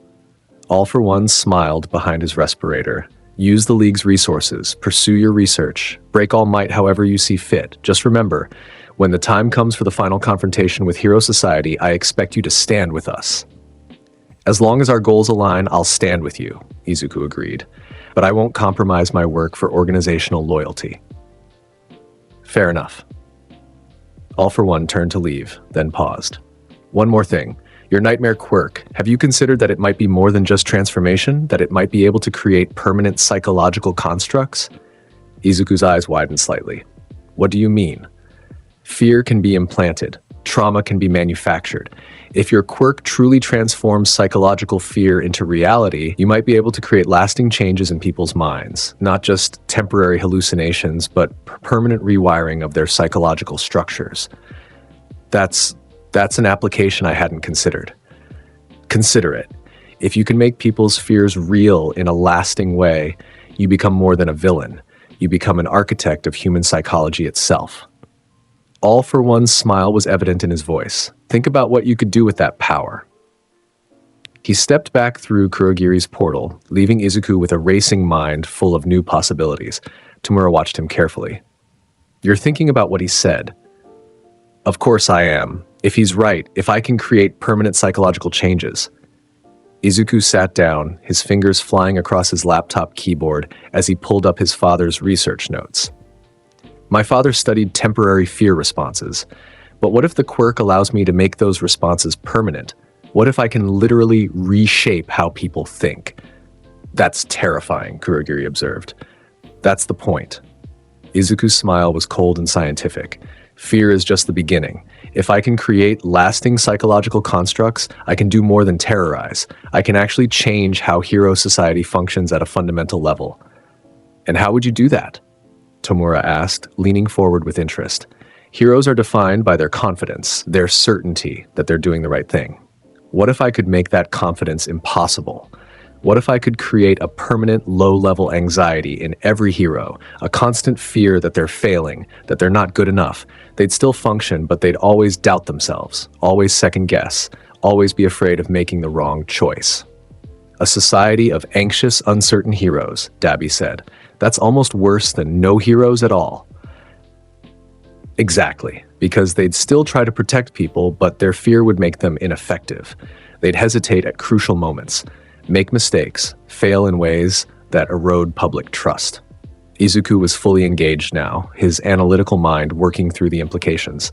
And as that trust erodes, the psychological foundation of Hero Society crumbles. You really are your father's son, Tamura said with dark admiration. He studied fear. You're planning to weaponize it on a civilizational scale. I'm planning to finish what he started, Izuku corrected. He showed Hero Society uncomfortable truths. They destroyed him for it. I'm going to make sure those truths can't be buried again. He pulled up footage from the sports festival attack, watching his own monstrous form terrorizing heroes and civilians, studying the patterns, the responses, the effectiveness of different fear stimuli. This was just the beginning, he said quietly. The sports festival proved the concept. Now I refine it, improve it, scale it up. What's your next move? Tamura asked. Research, testing, development. Izuku looked up from the laptop, his green eyes glinting with dangerous intelligence. All for One was right. I need to explore the full potential of my quirk, and that requires subjects. Lots of them. The League can provide subjects, Kurogiri offered. No, I need specific types. Heroes at different experience levels, civilians with different psychological profiles, students with different quirk types. Izuku was already making a list. I need to understand how fear interacts with different minds, different power sets, different backgrounds. You're talking about systematic experimentation, Dabi said. On a large scale. Yes. My father's research was limited by resources and Hero Society's interference. I don't have those limitations anymore. I have the League's support, unlimited time, and a quirk that lets me manifest fear directly. I can accomplish in months what would have taken him years. And then? Tamura pressed. Once you've refined your quirk and your toxins, what's the end game? Izuku was quiet for a moment, his mind working through the long-term implications of his research. Then I show Hero Society what they really are, he said finally. Not protectors, not symbols of hope, just humans with quirks, controlled by fear like everyone else. I strip away the mythology, the propaganda, the carefully maintained illusions. And when everyone sees heroes for what they really are, fallible, afraid, and fundamentally no different from villains except for branding, that's when real change becomes possible. You want to destroy the concept of heroes, Kurogiri observed. I want to destroy the lie of heroes, Izuku corrected. The idea that some people are inherently better, more trustworthy, more worthy of power because they have the right quirks and the right credentials, that's the lie Hero Society is built on. That's what my father understood and what got him killed. And All Might? What's his role in this grand plan? All Might is the symbol of peace, the ultimate embodiment of that lie. Breaking him breaks the symbol. Breaking the symbol breaks the system. Izuku's voice was cold and clinical. He's not my father, but he raised me. He had opportunities to notice my suffering and chose not to. He represents everything wrong with Hero Society's priorities. So yes, he's central to the plan, but he's not the only target. He's just the most visible one. Tamura stood, moving to the bar. You know what I like about you, Scarecrow? You think big. Most villains just want revenge or power. You want to reshape society itself. Because anything less is meaningless. Killing a few heroes doesn't change anything. They get replaced. The system continues. But change the psychological foundation of how people view heroes? That's permanent. That's meaningful. Then let's make it happen. Tamura raised a glass. To fear. To truth. To showing Hero Society what they really are. Izuku raised his own glass, wincing at the pain in his ribs. To inevitable change, and to everyone who underestimated what a quirkless failure could become. They drank, and in the background, news coverage continued showing the aftermath of the sports festival attack. Commentators debated, experts analyzed, politicians postured. And through it all, one image kept being replayed. The Scarecrow in his monstrous form, standing over a kneeling All Might, the symbol of peace reduced to a terrified man by the very fear he'd spent his life pretending didn't exist. The image would haunt the public consciousness for months, exactly as Izuku intended. 2 weeks later, undisclosed location, Izuku sat in his expanded laboratory, surrounded by equipment purchased with League funds. Monitors displayed biometric data from various test subjects. Notebooks filled with observations sat in neat stacks. Chemical compounds bubbled and distilled in glassware. He'd spent the weeks since the sports festival conducting controlled experiments on captured heroes and civilians provided by the League. Each test refined his understanding of fear responses, quirk interactions, and the psychological breaking points of different personality types. The data was invaluable. He'd learned that heroes with rescue-focused quirks broke faster than combat-focused heroes. That civilians with personal trauma were more susceptible to permanent psychological changes, that younger subjects recovered faster, but could be more deeply traumatized. Every piece of information added to his comprehensive understanding of fear as both a science and a weapon. On the main monitor, he pulled up the psychological profiles he developed. Subject 223, Pro-Hero Blade Strike. Quirk, Manifest Bladed Weapons. Baseline Fear. Failure to protect, breaking point. 45 minutes sustained exposure. Long-term effects. Severe PTSD, unable to manifest quirk without panic response. Status, permanently retired from hero work. Subject 031, Civilian Engineer. Quirk, none. Baseline fear, inadequacy. Breaking point, 20 minutes sustained exposure. Long-term effects, moderate anxiety disorder, recurring nightmares. Status, under psychiatric care, subject 04-7, hero student, transferred from rival school. Quirk, enhanced strength, baseline fear, being weak, powerless. Breaking point, 60 minutes sustained exposure. Long-term effects, unable to use quirk, severe depression. Status, withdrew from hero program. The pattern was clear. His father's research had been correct. Fear could be weaponized, quantified, and applied with precision to break even the strongest minds. But all for one suggestion about permanent psychological constructs that required deeper investigation, Izuku pulled up his notes on his nightmare quirk's mechanics. Hypothesis. Nightmare transforms psychological fear into physical, quasi-physical manifestations. During transformation, I become a living embodiment of terror. But what if the quirk can do more than create temporary manifestations? What if it can actually rewrite neural pathways? Testing protocol 1. Identify subject with specific, measurable fear. 2. Use nightmare quirk to manifest that fear physically, to maintain manifestation for extended period. 4. Monitor for changes in subject's baseline psychological state post-exposure 5. Compare neurological scans before and after. Expected result. If permanent psychological constructs are possible, subject's brain should show altered neural pathways related to fear response even after exposure ends. He had the perfect test subject in mind, a captured hero with a documented fear of confined spaces. If he could make that fear permanent, if he could literally rewire the hero's brain to be unable to function in enclosed environments, that would prove the concept. A knock at the laboratory door interrupted his planning. "Come in," he called, not looking up from his notes. Toga entered, her usual manic energy somewhat subdued. "Scarecrow? Tamura wants to see you. Says we have a new job." "What kind of job?" "The kind where we get to make heroes cry." Her grin returned. "A supply convoy carrying support equipment for heroes. We're gonna steal it and break the heroes guarding it." "I'm not interested in random destruction," Izuku said, finally looking at her. "I have research to conduct. But Tamura says you need to come. It's not just about destruction, there's something specific he wants you for." Izuku sighed, carefully organizing his notes before standing. His ribs had healed, though they still ached when he moved too quickly. "Fine, but this better be worth interrupting my work." They walked through the League's hideout to the main meeting room, where Tamura waited with Dabi, Spinner, and Compress. "About time," Dabi said. "We've been waiting for your royal scientist to grace us with his presence." "I was working," Izuku replied coolly. "What's this about a convoy?" Tamura pulled up a holographic display showing a route map. Hero support convoy traveling from one of the major equipment manufacturers to various hero agencies. They're transporting advanced support gear, special costumes, communication equipment, medical supplies, the kind of stuff that makes heroes more effective. "And you want to steal it. That's beneath my skill set. We want you to do more than steal it." Tamura's smile was sharp.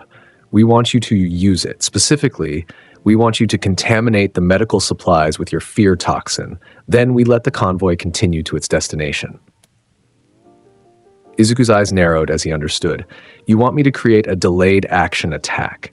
Heroes use the contaminated medical supplies, get exposed to the toxin during routine treatment. And suddenly, heroes across multiple agencies are experiencing fear responses at random times," Tamura finished. "No pattern, no warning, just sudden, overwhelming terror when they least expect it. That's..." Izuku paused, considering the implications. "That's actually brilliant. It would create persistent paranoia. Heroes would start questioning every aspect of their support infrastructure. They'd become afraid of their own equipment." "Exactly, and while they're busy being paranoid and afraid, we can operate with less resistance." Izuku moved closer to the holographic display, studying the convoy route and security details. How many heroes are guarding the convoy? 4. 2 combat specialists, 1 rescue specialist, 1 support specialist with a surveillance quirk. Easy to overcome with our numbers. But we need to be surgical about the contamination. If it's too obvious, they'll detect it and destroy the supplies before distribution. That's why you're coming, Tamura said. You're the expert on this stuff. We provide the muscle, you provide the precision. Izuku ran through the logistics in his mind. Modified fear toxin that would remain stable in medical supplies. Careful application that wouldn't be detected by standard safety checks.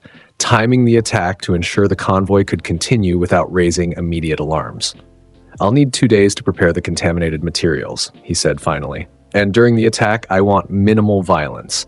Broken heroes are useful. Dead heroes create martyrs and increase security measures. You're no fun, Toga pouted. I'm efficient. There's a difference. Izuku turned to Tamura. When is the convoy moving? 4 days from now. That gives you 2 days to prepare and us 2 days to plan the attack. Then let's get to work. Convoy attack, 4 days later. The League struck at midnight on a remote highway section between cities. Kurogiri's portal deposited them directly in the convoy's path, forcing the vehicles to stop. The 4 heroes responded immediately, taking defensive positions around the transport trucks. League of Villains. The lead hero, a woman with steel-hard skin, shouted. Stand down or we will use force. We're counting on it, Dabi said, unleashing a wave of blue flames that forced the heroes to scatter. Izuku hung back, watching the combat unfold while clutching a case containing the contaminated medical supplies. His job wasn't to fight, it was to complete the substitution without anyone noticing. Spinner and Compress engaged the combat heroes, keeping them busy with flashy attacks. Toga used her transformation quirk to create confusion, and Kurogiri provided mobility, warping team members around the battlefield to prevent the heroes from organizing an effective defense. While the fight raged, Izuku slipped past the distracted heroes and approached the medical supply truck. The lock was sophisticated, but he'd studied the model in preparation. 30 seconds to bypass the electronic security, 20 seconds to locate the correct supply crates, 15 seconds to swap the legitimate medical supplies with his contaminated versions. The substitution was perfect. The contaminated supplies looked, felt, and weighed exactly the same as the originals. No one would notice until it was too late. Package delivered, he whispered into his communicator. Copy that, Tamura's voice crackled back. Everyone, let's wrap this up. We've got what we came for. The League began their withdrawal, Kurogiri's portals extracting team members one by one. The heroes, battered but alive, watched them disappear without understanding what had really happened.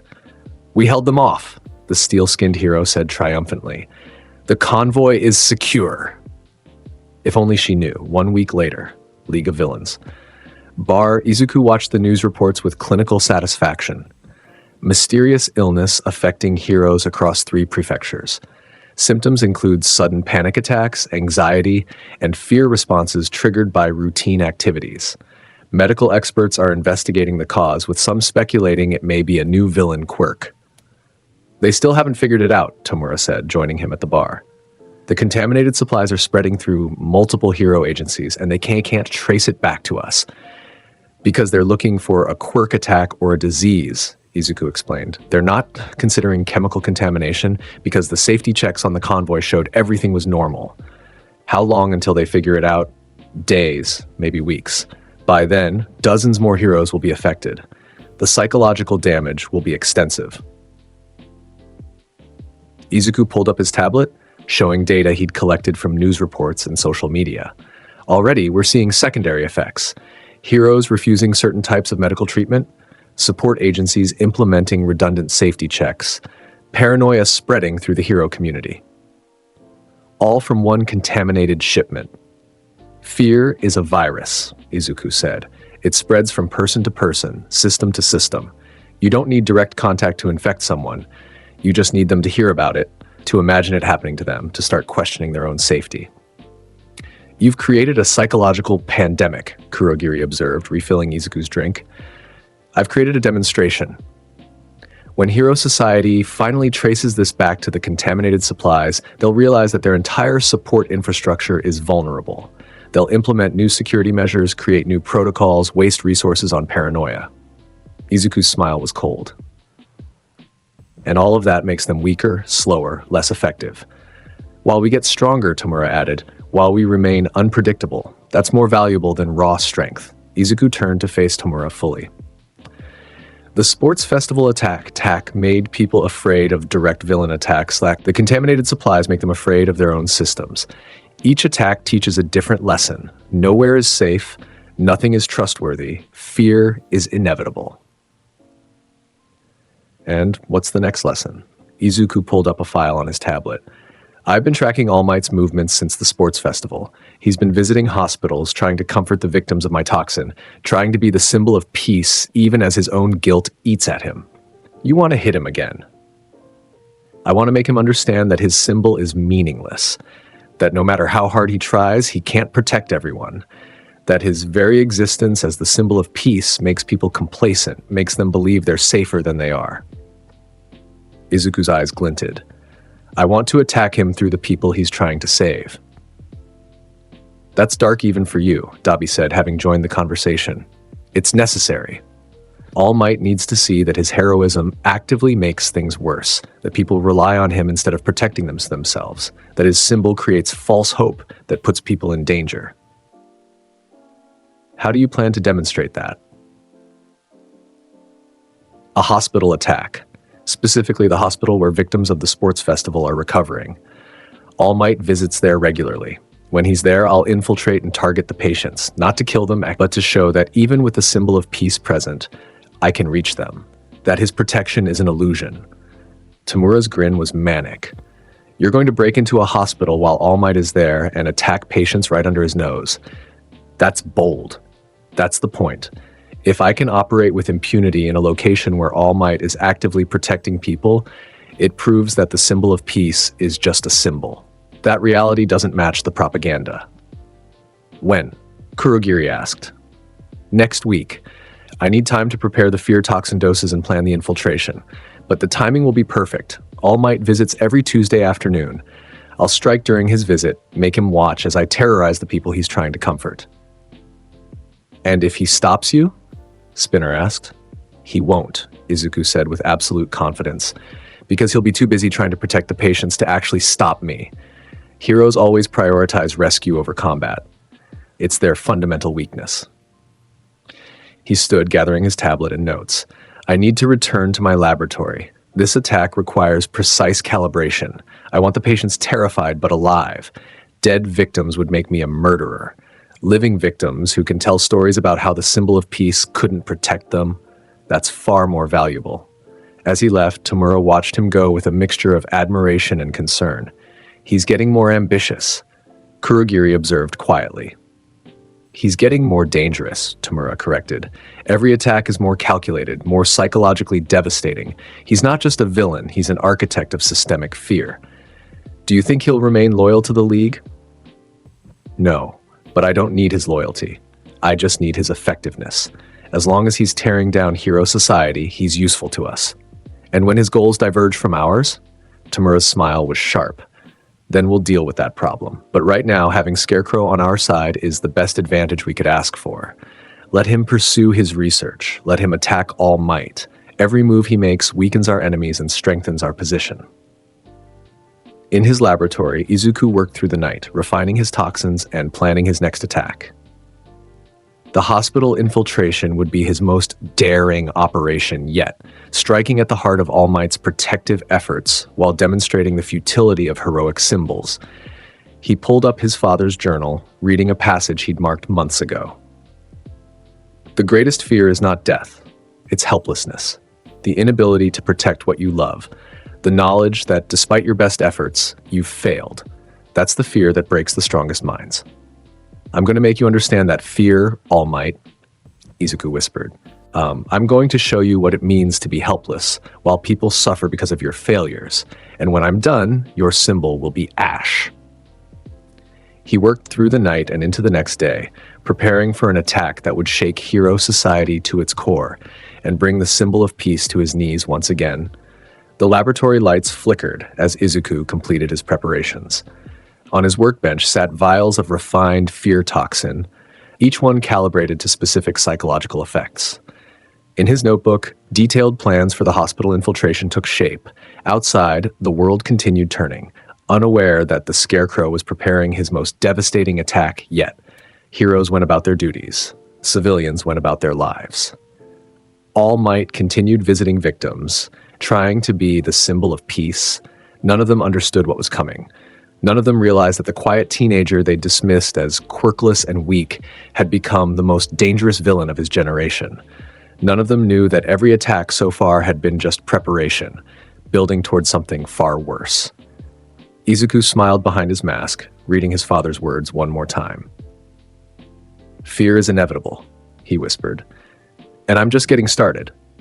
The green glow of his nightmare quirk flickered around his hands as he sealed the final vial of toxin, and nothing, not All Might, not Hero Society, not the entire world, would be ready for what Scarecrow had planned.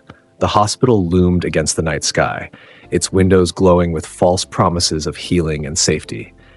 Izuku crouched on a neighboring rooftop, his Scarecrow mask reflecting the city lights as he watched the building's security patterns. Inside, victims of his sports festival attack received treatment, their minds broken by fear toxin, their dreams haunted by nightmares that would never fully fade. And every Tuesday afternoon, like clockwork, All Might arrived to comfort them. Today was Tuesday. Izuku's hand tightened around his scythe as he watched the symbol of peace's distinctive silhouette move through the hospital corridors. Even from this distance, he could see All Might's weakened form, the gaunt frame he tried to hide behind his muscular facade, the limp he developed since their last encounter, the way he paused every few steps as if carrying an invisible weight. "Fear is inevitable," Izuku whispered, his raspy voice barely audible beneath the mask. "And you're about to learn that lesson again." He'd spent the past week perfecting this operation.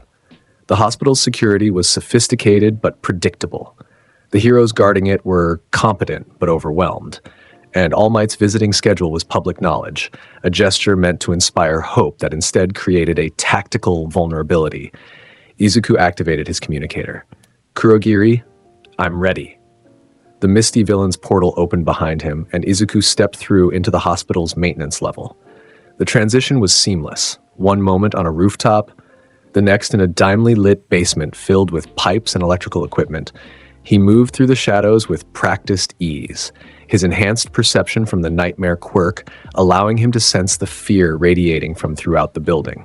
Patients afraid of never recovering, nurses afraid of failing their charges, security guards afraid of another villain attack. So much fear, so much potential. But Izuku had a specific target. He made his way through service corridors, avoiding cameras and personnel with the precision of someone who'd studied every blueprint and patrol pattern. His father's training combined with his quirk-enhanced awareness made him nearly invisible to conventional security. The psychiatric ward was on the 4th floor. That's where the sports festival victims resided. 18 students and civilians whose minds had been shattered by concentrated fear toxin exposure. The people All Might visited every Tuesday to prove the symbol of peace hadn't abandoned them. Izuku reached the stairwell and began climbing, his footsteps silent on the metal stairs. His breathing was controlled, clinical. This wasn't about rage or emotion anymore. This was a calculated demonstration of a fundamental truth. Heroic symbols were meaningless against systematic psychological warfare. 4th floor. The stairwell door opened into a corridor lined with patient rooms. 2 heroes stood guard at the main entrance, a man with a hardening quirk and a woman with enhanced vision. They looked alert, professional, ready. They weren't ready for what Izuku had planned. He triggered a small canister from his gauntlet, releasing a colorless, odorless gas into the ventilation system. Not his fear toxin. That would be too obvious. This was something subtler, a mild hallucinogen that created auditory disturbances. Within seconds, both guards began hearing phantom sounds, footsteps from empty rooms, whispers from nowhere, the distant echo of screaming. "Did you hear that?" the man asked, his head turning. "Yeah. Check the south corridor. I'll watch this entrance." Perfect. They separated, exactly as Izuku predicted. Heroes always investigated potential threats rather than maintaining defensive positions. It was a fundamental flaw in their training. They were taught to be proactive, to confront danger, to save people. But sometimes the best tactical decision was to stay put and maintain security. They didn't understand that. They never would. Izuku slipped past the woman while she was distracted by phantom whispers, entering the psychiatric ward proper. The rooms here were specialized, reinforced walls, observation windows, medical equipment designed to stabilize patients experiencing extreme psychological trauma. He found what he was looking for in room 403, Takeshi Yamamoto, a first-year UA. Student who'd been reduced to a catatonic state by Izuku's fear toxin during the sports festival. The boy lay in bed, his eyes open but unseeing, his mind trapped in an endless loop of his worst fears made manifest.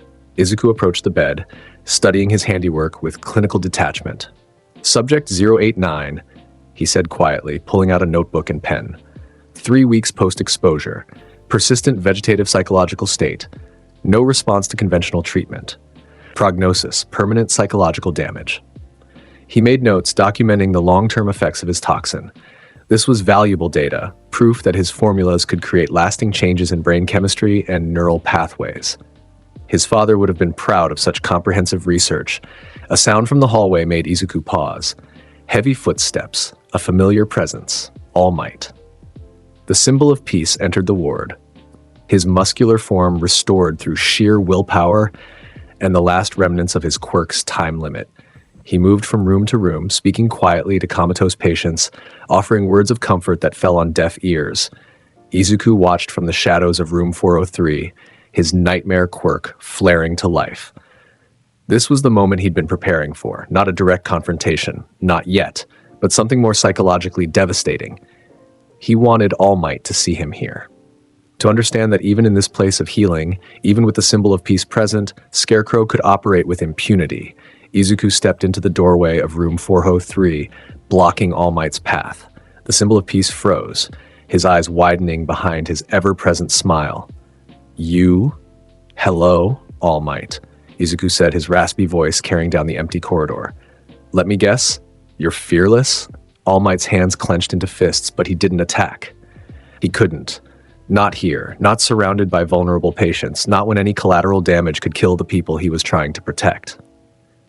Izuku, All Might said, his voice strained. Please, let's talk. Let me help you. Help me? Izuku's laugh was cold and mechanical beneath his mask. You've had 15 years to help me. You chose the world over your son. Now I'm choosing myself over your world.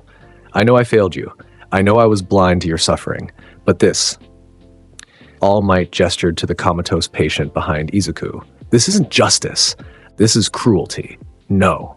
This is consequences. Izuku moved forward, his scythe held loosely in one hand. These people trusted Hero Society to protect them. They believed in the symbol of peace. They thought they were safe at UA Sports Festival. And where were you when I exposed that lie? Where was the symbol of peace when they needed protection? I was there. I tried to stop you. And you failed. Just like you failed me. Just like you fail everyone who depends on you. Izuku's green eyes glinted behind the mask. What are you afraid of, All Might? What keeps you awake at night? I'm not afraid of anything. Liar. Izuku triggered his gauntlet, releasing a concentrated burst of fear toxin directly into All Might's face. Everyone has a weakness. The toxin hit All Might's system immediately. His muscular form flickered and wavered as his mind was assaulted by his deepest fears made manifest. He saw Nana Shimura dying again. Saw Izuku transforming into a monster beyond redemption. Saw Hero Society collapsing under the weight of its own hypocrisy. Saw himself as what he truly was, a failure wearing a mask of success. Stop. This. All Might gasped, falling to one knee. Why? So you can continue pretending you're the symbol of peace? So you can keep lying to people about how safe they are? Izuku circled him like a predator. I'm doing the world a favor by exposing the truth. You're not invincible, wide-eyed. You're not all-powerful. You're just a man with a quirk that's eating him alive from the inside out. All Might tried to stand, but his body betrayed him. The fear toxin combined with his weakened state and the psychological trauma from their previous encounters created a perfect storm of vulnerability. His time limit was approaching rapidly, accelerated by stress and terror.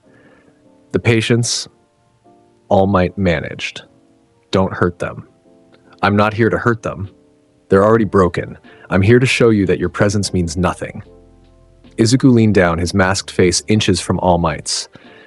You visit them every Tuesday. You speak words of comfort. You try to be their symbol of hope, and it changes nothing. They remain broken because I broke them, and you can't fix what I've destroyed.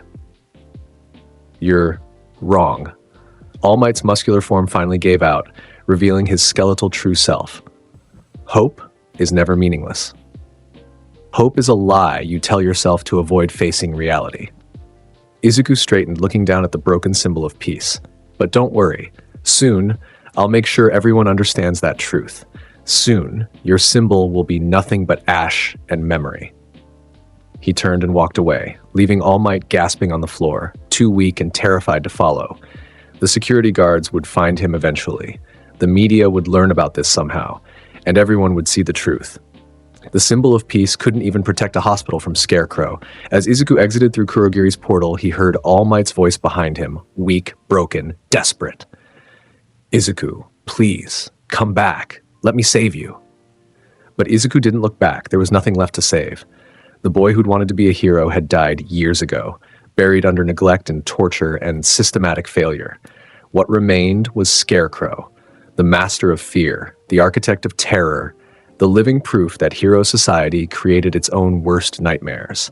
League of Villains headquarters, 2 hours later. Tamura Shigaraki watched the news reports with manic glee.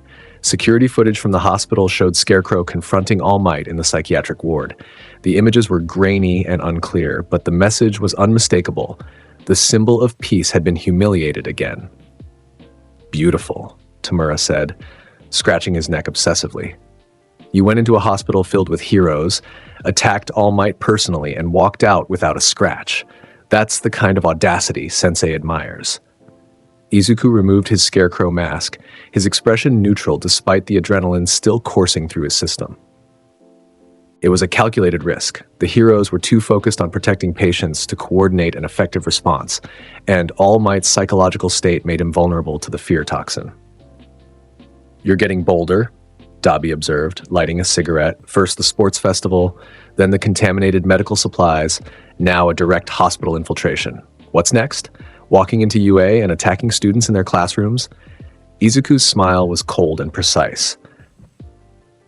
Actually, yes, that's exactly what's next. The room went silent.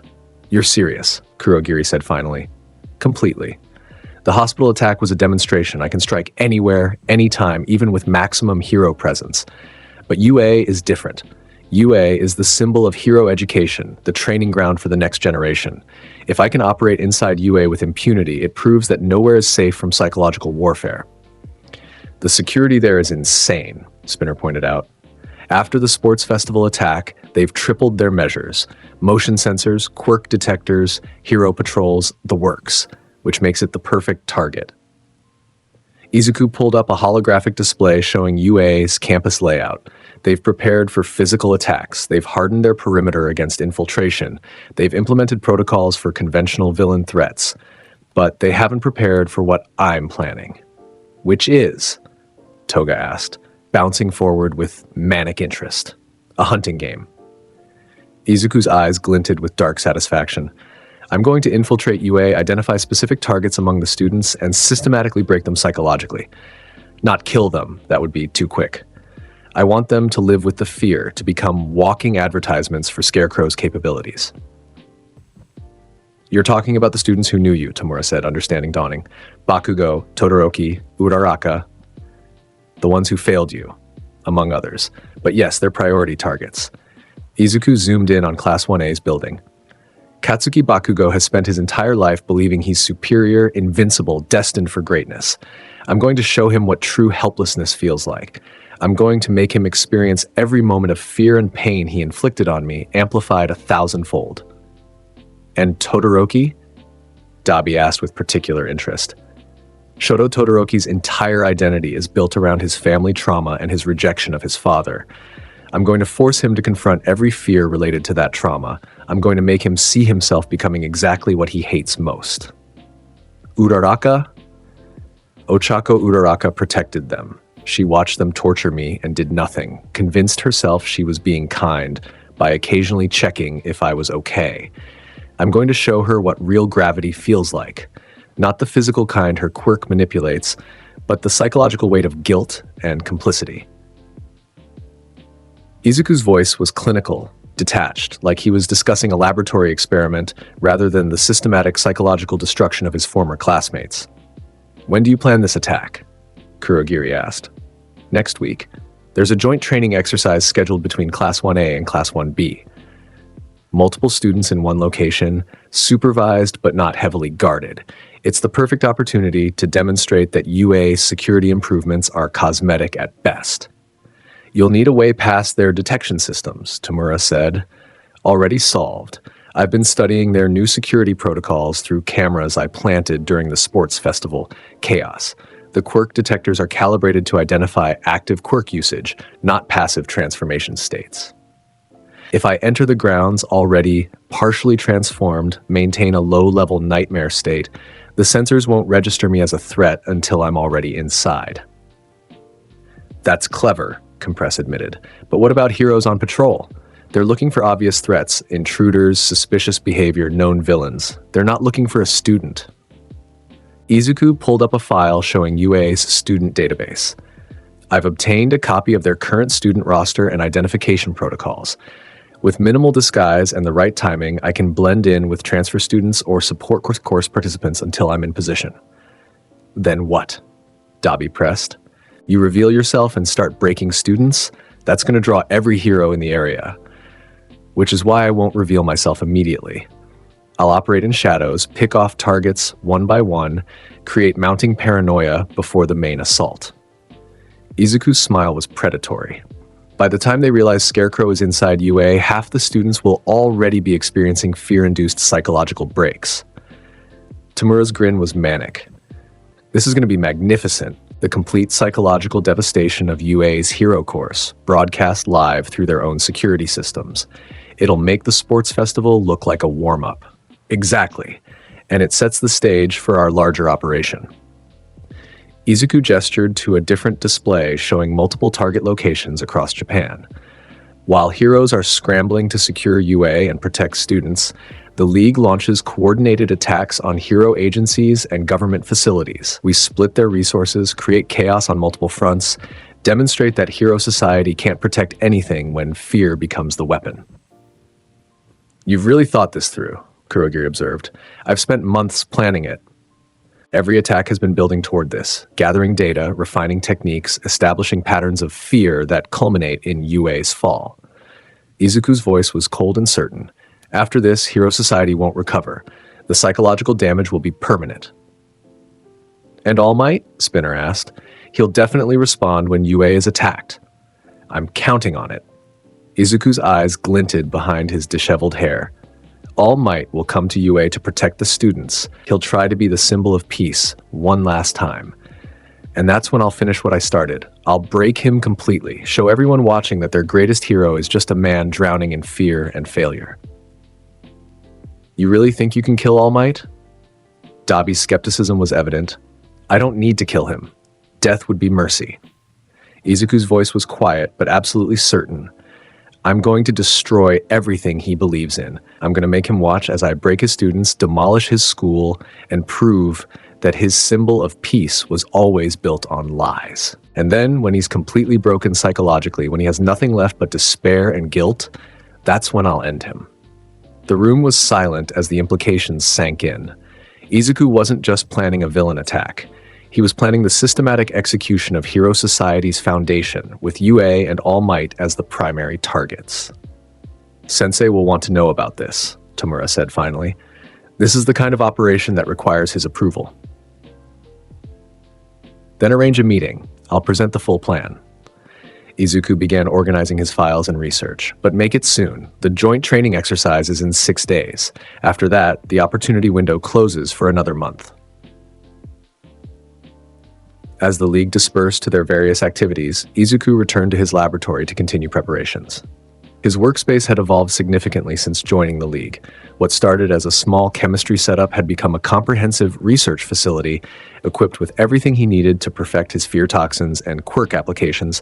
He pulled up his detailed files on his primary targets: Katsuki Bakugo Quirk Explosion. Psychological profile. Superiority complex, masking deep-seated insecurity. Fears being seen as weak or inferior. Entire identity built around being the best. Trauma history, none documented, has been the aggressor in every recorded conflict, breaking point strategy, force confrontation with genuine powerlessness. Make him experience extended helplessness and fear. Show him what it's like to be on the receiving end of systematic torment. Final phase, complete psychological breakdown followed by death, fear toxin formula. Custom blend targeting aggression centers and ego defense mechanisms. Will amplify insecurities while suppressing his usual confidence responses. Estimated time to break, 2 to 3 hours of sustained psychological assault. Shoto Todoroki Quirk, half cold, half hot. Psychological profile, childhood trauma from abusive father.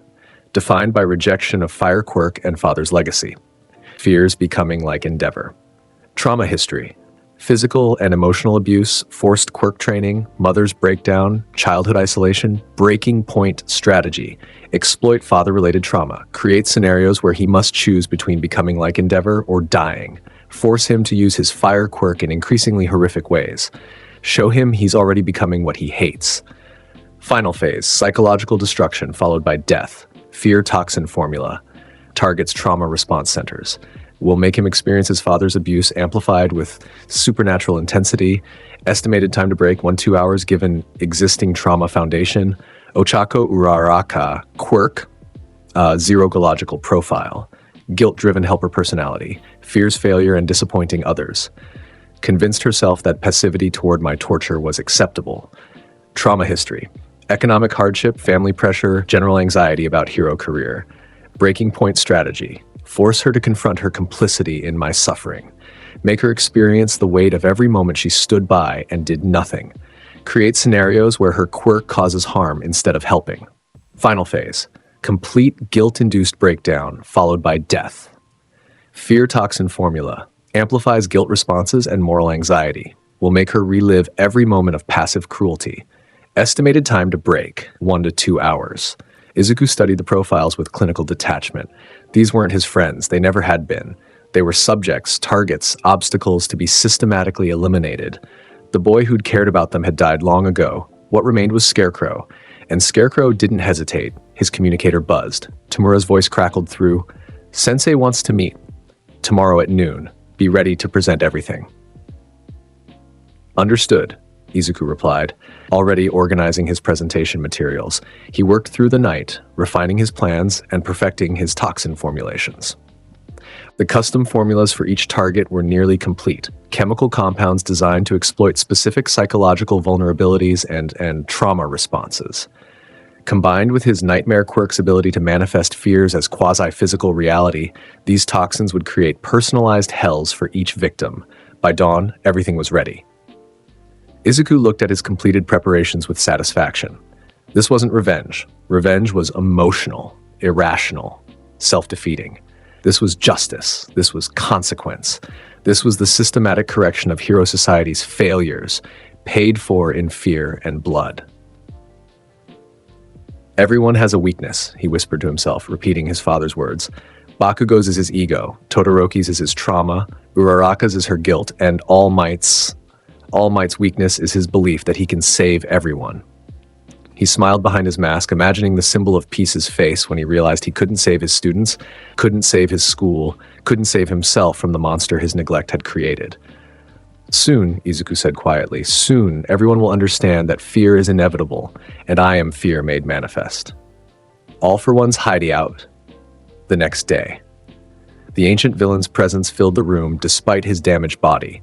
All for One sat in shadow, his respirator mask hissing rhythmically as Izuku presented his comprehensive plan for UA's destruction. Ambitious, All for One said when Izuku finished. You're proposing a multi-phase psychological assault on Japan's premier hero institution, culminating in the public execution of All Might's legacy. Most villains your age dream of robbing banks or getting revenge on a bully. You're planning systematic societal deconstruction. Because anything less is meaningless, Izuku replied evenly. Random violence doesn't change systems. Fear, properly applied and strategically deployed, reshapes how entire societies function. Your father taught you well. Jonathan Crane understood that power lies not in physical force, but in controlling how people think and feel. All for One leaned forward slightly. But tell me, are you prepared for the consequences of success? If you accomplish everything you've planned, hero society won't just be damaged, it will be fundamentally altered. Heroes will become paranoid, civilians will lose faith. The entire social order will destabilize.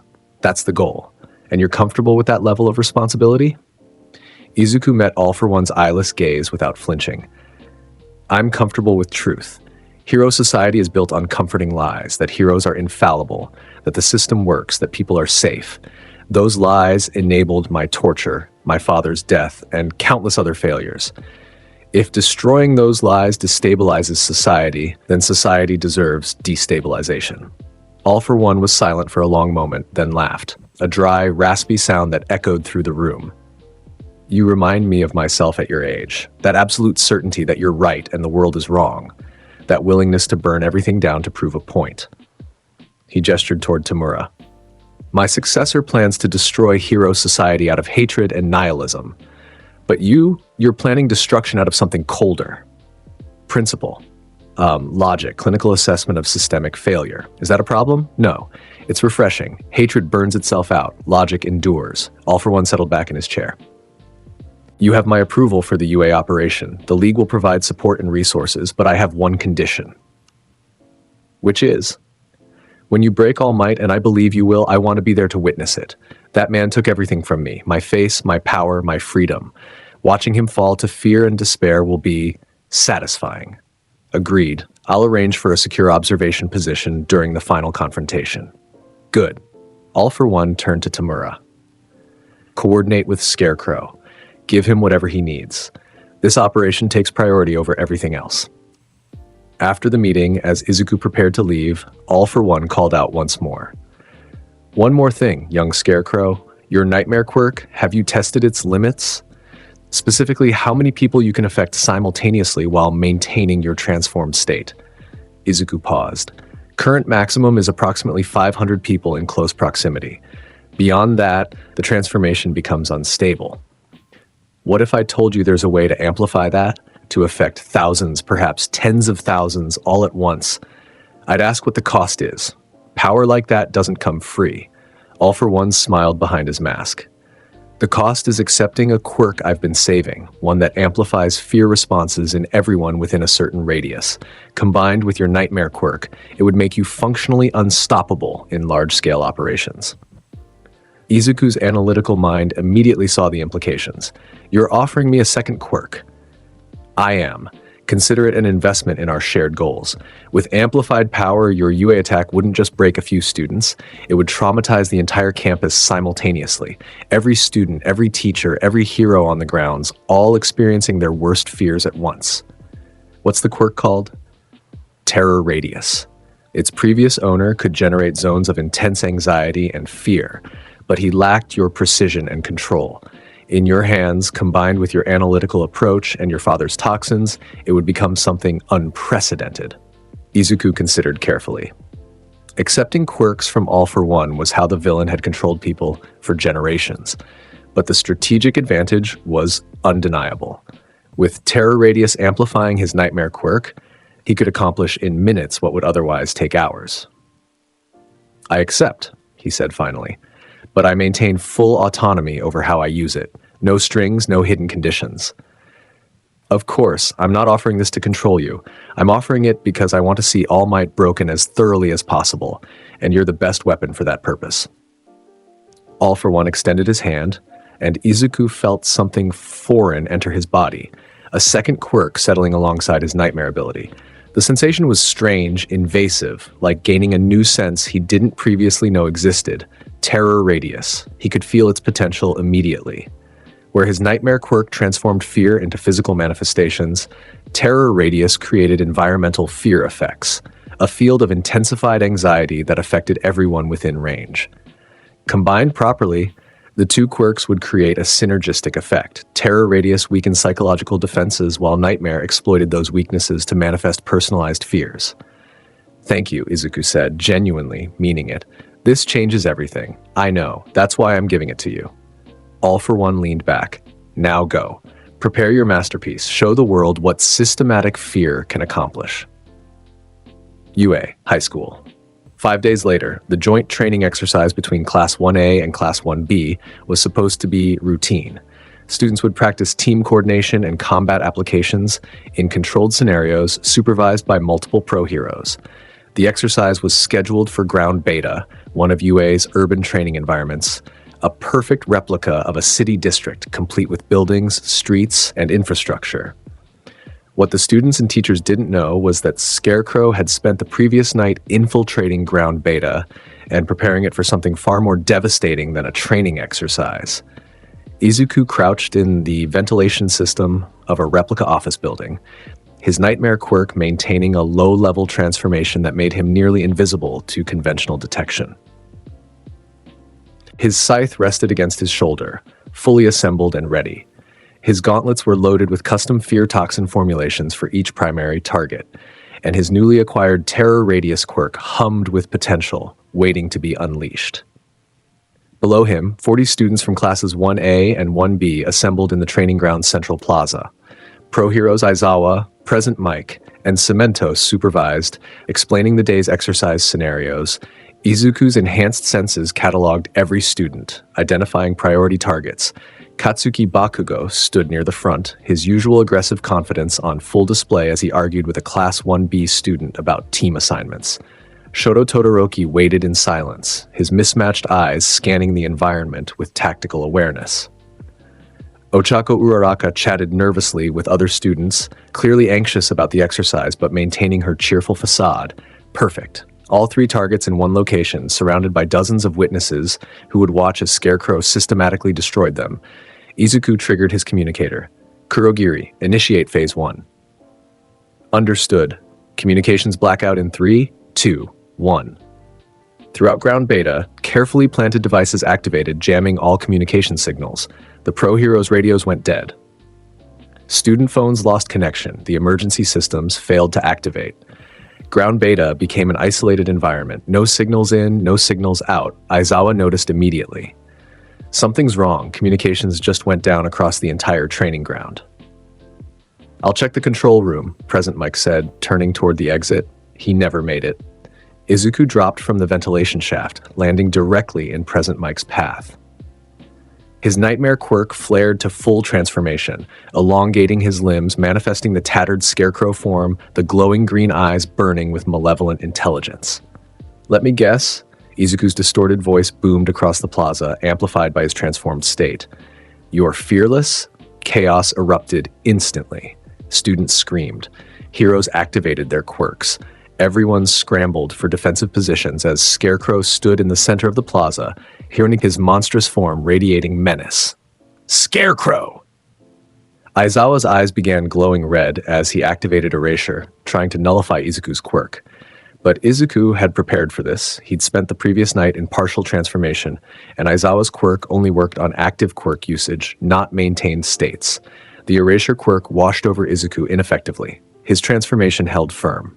Your quirk doesn't work on me, Eraserhead, Izuku said, his voice dripping with contempt. I've been Scarecrow for hours. You're too late to stop the transformation.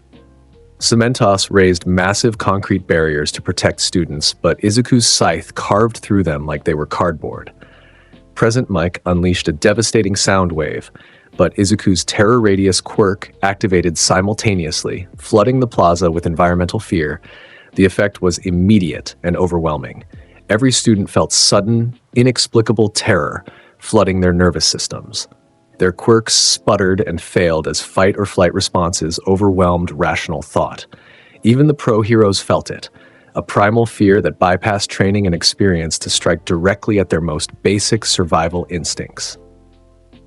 Breathe deep, Izuku commanded, releasing canisters of fear toxin throughout the plaza. Submit to your fear. The toxin mixed with Terror Radius's environmental effects created a perfect storm of psychological warfare. Students collapsed, screaming about nightmares only they could see. Heroes struggled to maintain focus as their own fears manifested around them. But Izuku wasn't interested in the crowd. He had specific targets. His elongated form moved with horrifying speed through the chaos. shadow tendrils extending from his body to grab and throw aside anyone who wasn't a priority target. Students flew through the air. Heroes were slammed into buildings. Nothing stood between Scarecrow and his objectives. He found Katsuki Bakugo trying to fight through the fear, explosions detonating from his palms as he screamed defiance at the monster approaching him. "Die! You freak!"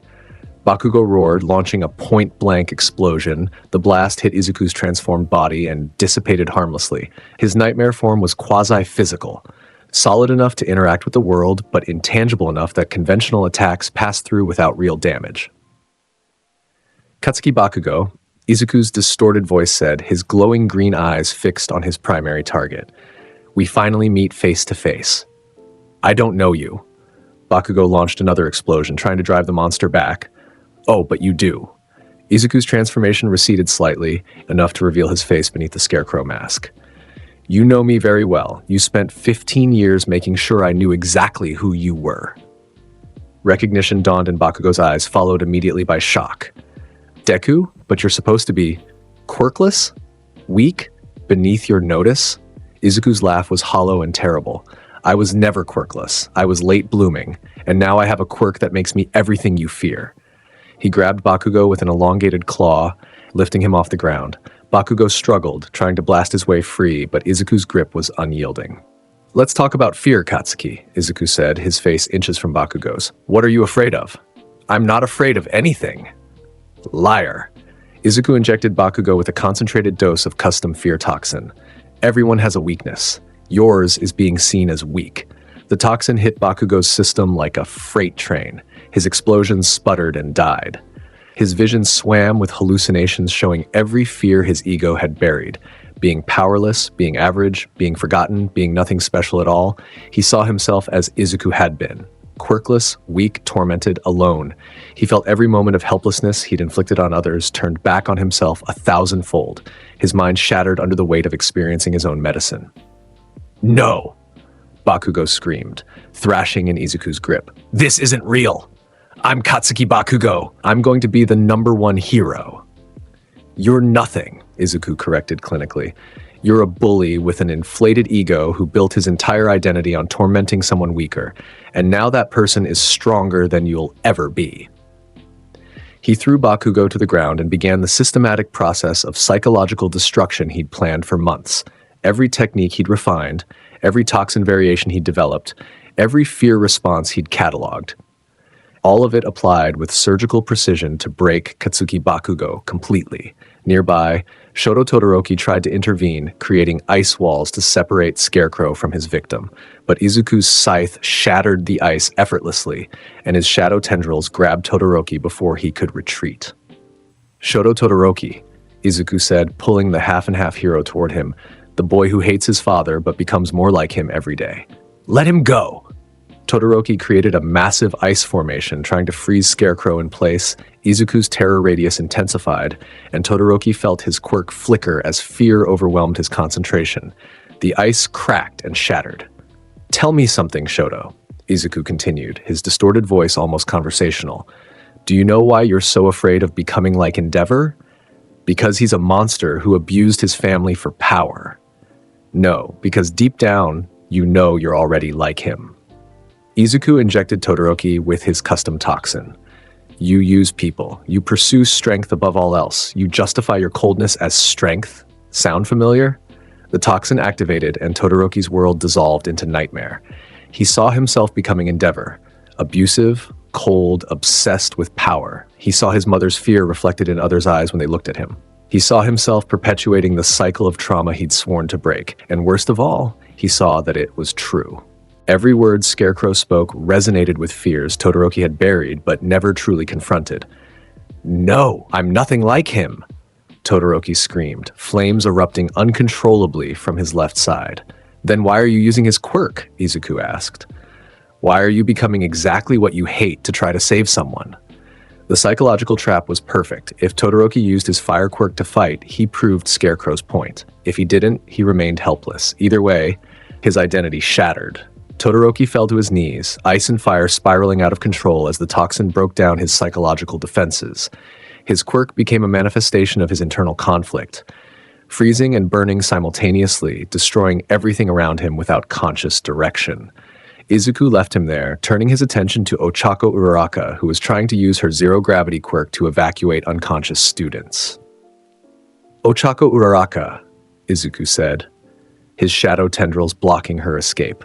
The girl who thought standing by was kindness. "I tried to help you," Uraraka protested, her quirk activating defensively. "I checked on you. I made sure you were okay. You stood by while they tortured me," Izuku corrected, his voice cold and factual. "You watched Bakugo burn me, hit me, tell me to kill myself, and you did nothing except occasionally ask if I was okay afterward." "I didn't know what to do. I was just a kid. So was I." Izuku grabbed her with his claws, lifting her into the air.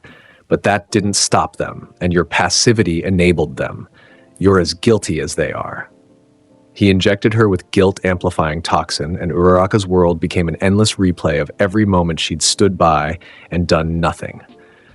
Every time she'd seen Izuku hurt and convinced herself it wasn't her responsibility. Every time she'd chosen comfort over intervention, the weight of her complicity crushed her. Her quirk activated involuntarily, making her float higher and higher, but the psychological weight only increased. She felt like she was drowning in guilt, suffocating under the accumulated mass of her passive cruelties. "I'm sorry!" she screamed. "I'm so sorry!" "Apologies are meaningless," Izuku said. "They don't undo trauma. They don't erase pain. They don't bring back who I was."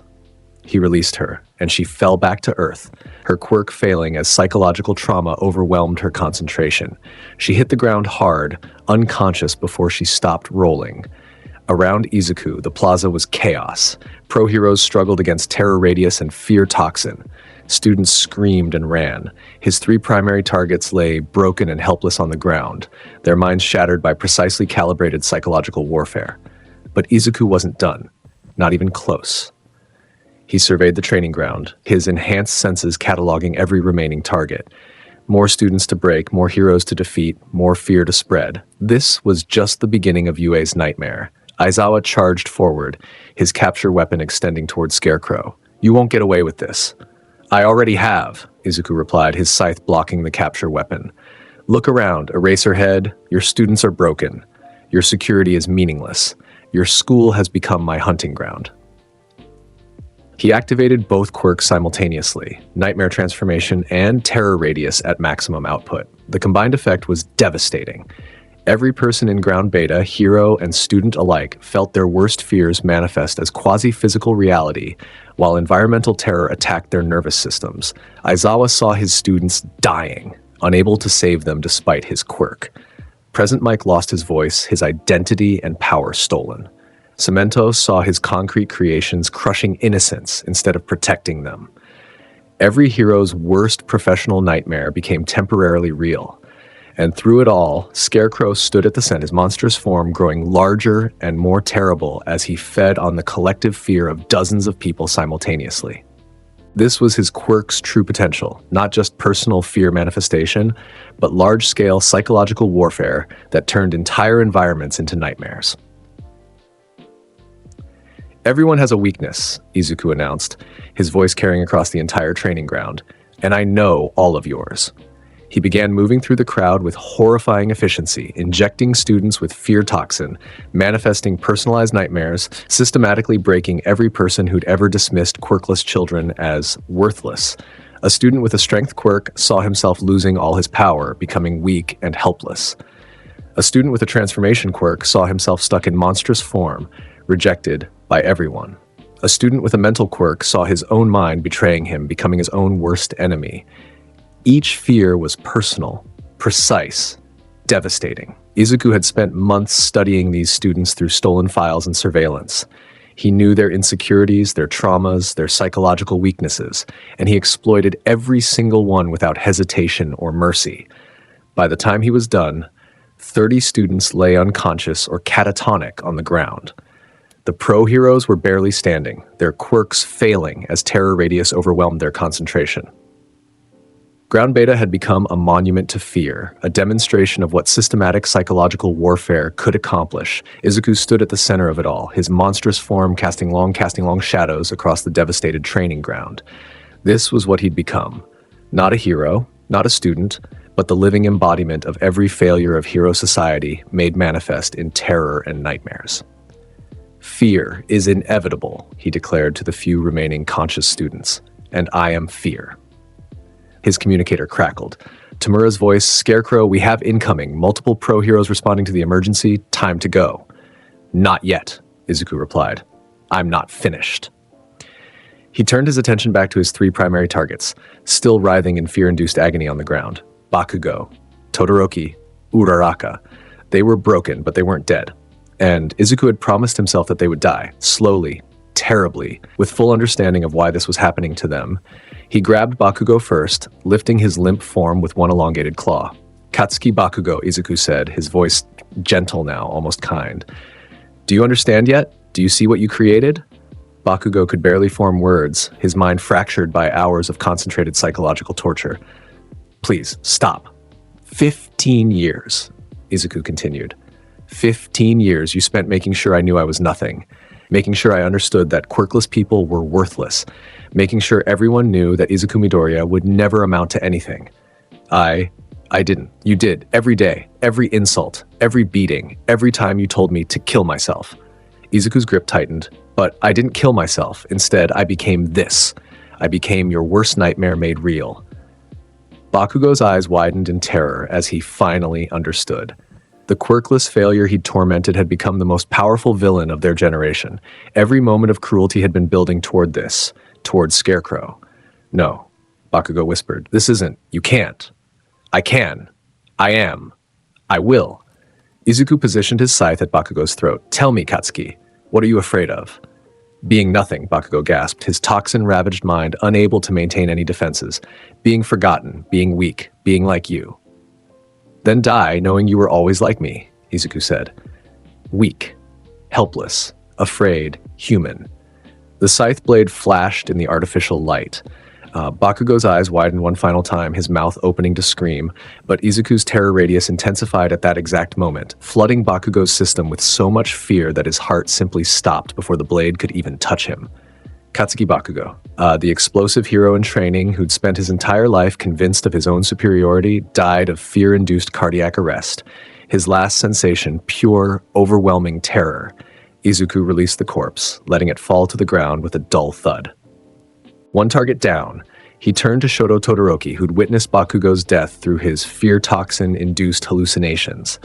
The half-and-half student was beyond speech now, his mind trapped in an endless loop of becoming his father, while simultaneously failing to save anyone.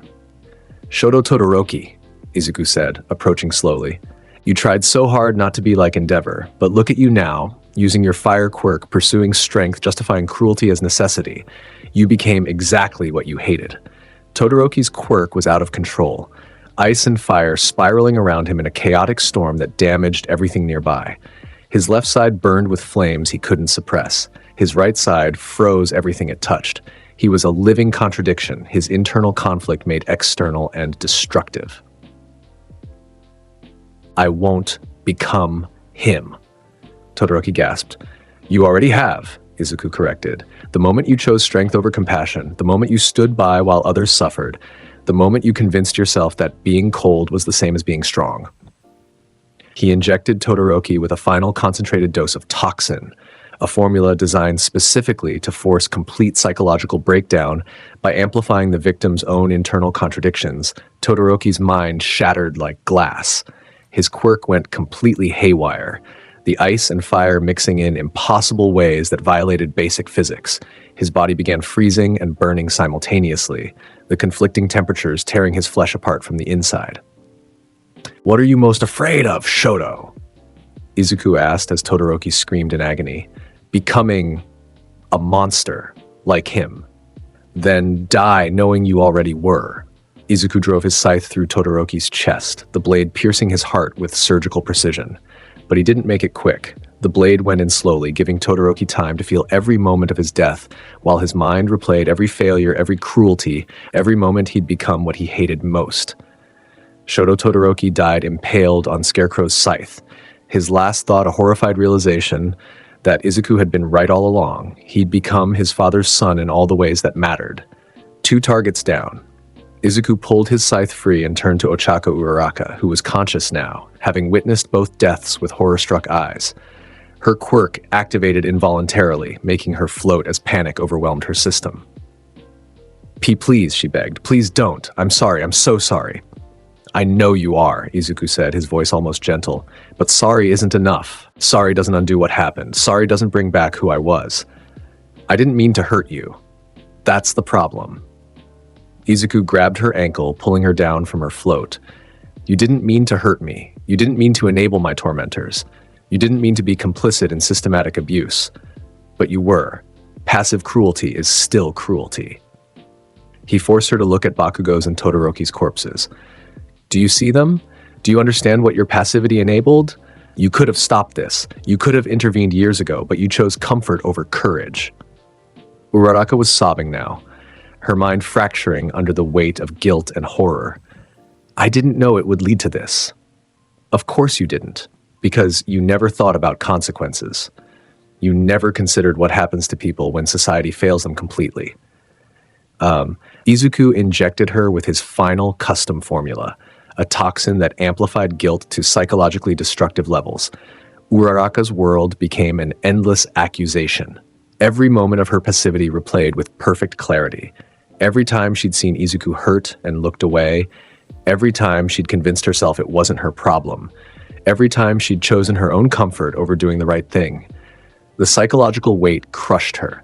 Her quirk went wild, making her float higher and higher, but the guilt only intensified. She felt like she was drowning, suffocating, being pulled under by the accumulated mass of her failures. "Tell me, Ocho?" Izuku called up to her floating form. "What are you afraid of?" "Falling," she gasped. "Failing people. Being worthless." "Then fall." He released his terror radius at maximum intensity directly at her. The environmental fear combined with the guilt-amplifying toxin created a perfect psychological storm. Uraraka's quirk failed completely. Her concentration shattered by overwhelming emotional trauma. She fell from 30 feet up, her zero-gravity quirk unable to save her as her own mind betrayed her. She hit the concrete hard, the impact breaking bones and rupturing organs. But Izuku's toxin kept her conscious, kept her aware of every moment of dying from her own failed quirk. "Everyone has a weakness," Izuku said, standing over her broken body. "Yours was thinking that inaction was innocence." Ochako Uraraka died from internal injuries sustained in the fall. Her last thought, a desperate wish that she'd been brave enough to help Izuku years ago when it might have mattered. 3 targets down. Izuku surveyed the devastation around him. 30 unconscious students, 3 corpses, multiple pro-heroes barely standing. Ground Beta transformed into a monument of fear and failure. This was what systematic psychological warfare could accomplish. This was what happened when someone with Izuku's intelligence and trauma decided that Hero Society needed to pay for its failures in blood. But he wasn't done. Not even close. His communicator crackled again. "Scarecrow, seriously, we have incoming heroes less than 2 minutes out. We need to extract now." "One more thing," Izuku replied. He activated the recording devices he'd planted throughout Ground Beta during his infiltration. Every camera, every microphone, every surveillance system had captured everything. The fear, the deaths, the complete breakdown of UA's security, the corpses of 3 hero students. "Upload it," Izuku commanded. Every news station, every social media platform, every hero agency, I want everyone to see what happened here. You're going to broadcast this? That's the point. Fear is only effective if people know about it. Izuku looked directly into the nearest camera. "I want Hero Society to watch.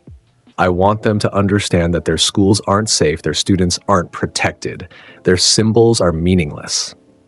He paused, then spoke directly to the camera with absolute clarity.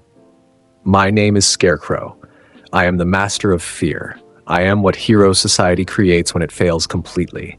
And this," he gestured to the devastation around him, "is just the beginning. Every hero who stood by and enabled my torture, every teacher who ignored my suffering, every person who convinced themselves that quirkless children were worthless, all of you will face what you've created." He looked directly at the camera, his glowing green eyes burning with terrible purpose. "All Might. Toshinori Yagi. My father who failed me. You're next. And when I'm done with you, everyone will know that the symbol of peace was always a lie." Kurogiri's portal opened behind him, and Izuku stepped through, leaving Ground Beta and its horrors behind. The last image, captured by UA's security cameras before the feed cut out, Scarecrow's monstrous silhouette disappearing into darkness, while 3 student corpses lay at his feet, and dozens of broken minds surrounded the evidence of his attack. Within minutes, the footage was everywhere. Every news station, every social media platform, every phone and computer screen in Japan showed the same horrifying images. Scarecrow systematically destroying UA students, killing 3 Hero Corps students on camera, declaring war on All Might and Hero Society itself. The reaction was immediate and overwhelming. Panic spread through civilian populations. Parents pulled their children from hero courses. Heroes called emergency meetings. The government declared a national crisis. And in the center of it all, one question dominated every conversation, every news report, every fearful whisper. What is Scarecrow, and how do we stop him? League of Villains headquarters. Hours later, Tamura Shigaraki watched the news coverage with pure manic delight. You actually did it. You killed students on live broadcast. You made UA look completely helpless. You've created more fear in one day than most villains create in their entire careers. Izuku sat at the bar, his Scarecrow mask removed, his expression neutral, as he cataloged the biological samples he'd collected during the attack. The footage is spreading faster than anticipated. Current estimates suggest 80% of Japan's population will have seen it within 24 hours. And All Might? Kurogiri asked. He'll respond. He has to. His entire symbol is built on protecting students and maintaining hope. This attack directly challenged both. Izuku pulled up news footage showing All Might's press conference response. The symbol of peace looked haggard, his usual confident smile strained as he addressed panicked reporters. The villain known as Scarecrow will be brought to justice, All Might declared. I take full responsibility for UA's security failures, and I promise no more students will fall to this monster. He's making it personal, Dabi observed. Calling you a monster, promising to stop you personally. That's exactly what you wanted. Of course it is. Izuku watched All Might's image with clinical interest. He's reacting emotionally instead of strategically, making promises he can't keep, setting himself up for public failure when I prove he can't protect anyone. So what's your next move? Toga asked, bouncing forward. More dead heroes? More fear toxin? Can I help this time? The next move is patience, Izuku replied. I've established myself as the primary threat to Hero Society. Now I let that fear spread and mature while I prepare for the final confrontation. Final confrontation? Spinner leaned forward with interest. All Might will come for me. He'll gather heroes, develop strategies, try to create a trap, but he'll be operating on incomplete information because he still doesn't fully understand what I've become. Izuku pulled up his research files. While he prepares, I'll be refining my quirks, perfecting my toxins, and identifying his psychological weaknesses. And when we finally face each other, I'll break him so thoroughly that Hero Society never recovers. Tamura scratched his neck thoughtfully. You're thinking long-term. Most villains would capitalize on the current fear and attack again immediately. Most villains are reactive and stupid. I'm neither. Izuku organized his samples methodically. Fear is most effective when people have time to imagine what might happen next. Right now, everyone in Japan is wondering when and where Scarecrow will strike again. That anticipatory fear is doing more damage than any direct attack could. How long until you move again? Kurogiri asked. 2 weeks. Long enough for the fear to marinate and for heroes to become complacent, thinking I won't attack immediately. Then I'll demonstrate that their security improvements are meaningless. Izuku's smile was cold. I have a specific target in mind, someone whose death will hurt All Might psychologically while demonstrating my reach. Who? Inko Yagi, my mother. The room went silent. You're going to kill your own mother? Dabi's voice was carefully neutral. The woman who lied about my parentage for 15 years? Who stood by while her husband ignored my suffering? Who told me I could never be a hero because I was quirkless? Izuku's voice was clinical, emotionless. She's not my mother. She's another person who failed me. Another symbol of Hero Society's hypocrisy. Another target. That's cold even for you, Compress said quietly. It's necessary. All Might needs to understand the consequences of his failures on a personal level. Killing students hurt him professionally. Killing Inko will hurt him personally. Combined, it will destroy his psychological foundation. Tamura grinned. I love it. You're not just attacking All Might's symbol, you're attacking everything he's built his identity around. Students, family, hope itself. Exactly. And after Inko, I'll move to his closest allies, the heroes who supported him, the teachers who enabled the system that failed me, everyone who had the power to intervene and chose not to. Izuku's eyes glinted with dark purpose. By the time I'm done, All Might will have nothing left but fear and guilt, and that's when I'll kill him. What about All for One's request to witness All Might's death? Kurogiri reminded him. Already accounted for. When the time comes, I'll arrange for Sensei to have a front row seat. He deserves to see his enemy fall after everything they've been through together. Izuku stood, gathering his research materials. If you'll excuse me, I need to return to my laboratory. Inko's assassination requires specific preparation. The toxin needs to be calibrated to exploit her particular psychology, and the execution needs to send exactly the right message. As he left, the League members exchanged glances. He's gone completely off the deep end, Spinner said quietly. No, Tamura corrected. He's the most sane person I've ever met. That's what makes him so terrifying. He's not crazy. He's not emotional. He's just absolutely, rationally committed to destroying hero society through systematic psychological warfare. And we're helping him, Dabi pointed out, because his destruction serves our purposes. Hero society is crumbling under fear. All Might is vulnerable. The entire system is destabilizing. When Scarecrow's done tearing it down, we'll be perfectly positioned to fill the power vacuum.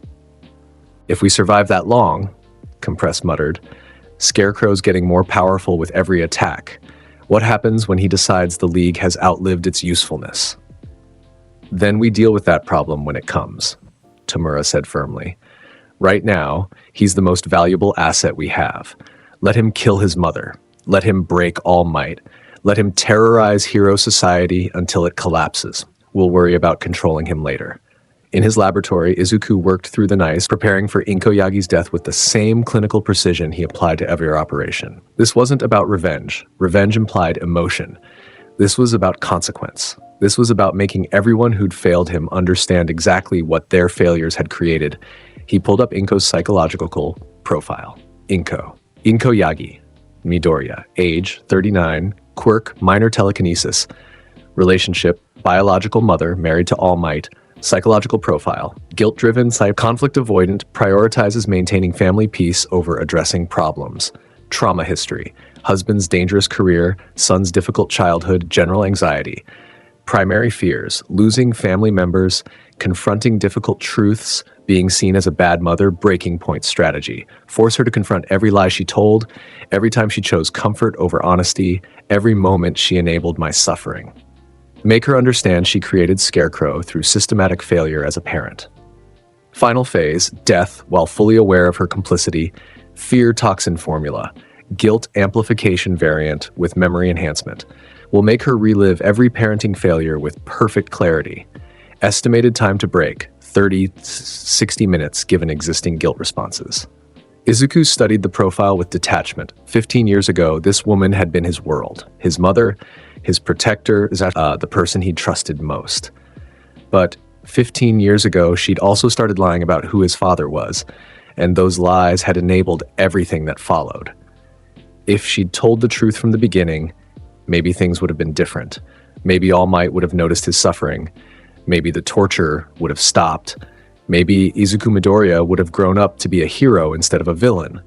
But she hadn't told the truth. She'd chosen comfort over honesty. Chosen maintaining her marriage over protecting her son. Chosen to enable the system that destroyed him. And now she would pay the price for those choices. Izuku began preparing the specialized fear toxin, combining guilt amplification compounds with memory enhancement neurochemicals. The formula would force Inko to relive every moment of her failures as a parent with perfect clarity and overwhelming emotional intensity. She would remember every time Izuku came home, burned or beaten. Every time he asked why he was quirkless. Every time he wondered why his father didn't notice him. Every lie she told to maintain peace. Every moment she chose her own comfort over his well-being. and she would experience all of it simultaneously, crushed under the accumulated weight of 15 years of passive cruelty. "Everyone has a weakness," Izuku whispered, sealing the toxin vial. "Yours was thinking that silence was kindness, Mother." He spent the next week conducting surveillance on Inko's movements, identifying vulnerabilities in her security, which was minimal. All Might apparently believed his secret identity protected his family, and planning the perfect moment to strike. The plan was simple, but devastating. Infiltrate the Yagi household during one of All Might's patrol shifts, confront Inko with her failures, inject her with the fear toxin, and document her psychological breakdown before killing her. The entire process would be recorded and sent to All Might afterward, a personal message about the consequences of his neglect. Yagi household, 13 days after UA. Attack Inko Yagi sat at her kitchen table, staring at news coverage of the UA incident for the 100th time. 3 students dead, dozens traumatized. Her husband blamed himself, though he hadn't been present during the attack. The entire hero community was in crisis, and somewhere in the chaos, Inko couldn't shake the feeling that this was all connected to Izuku somehow. Her son, the boy she'd failed so completely that he'd run away and disappeared 15 months ago. She'd tried to find him, but All Might's connections and resources had yielded nothing. Now, watching Scarecrow's monstrous form on the news, listening to his raspy voice declare war on Hero Society, Inko felt something she couldn't quite name. Dread? Recognition? Guilt? A sound from the hallway made her turn. Someone was in the house. "Toshinori?" she called, standing cautiously. "Is that you?" No response, just footsteps, slow, deliberate, approaching. Inko's hand moved toward her phone to call for help, but before she could reach it, a shadow tendril wrapped around her wrist, preventing movement.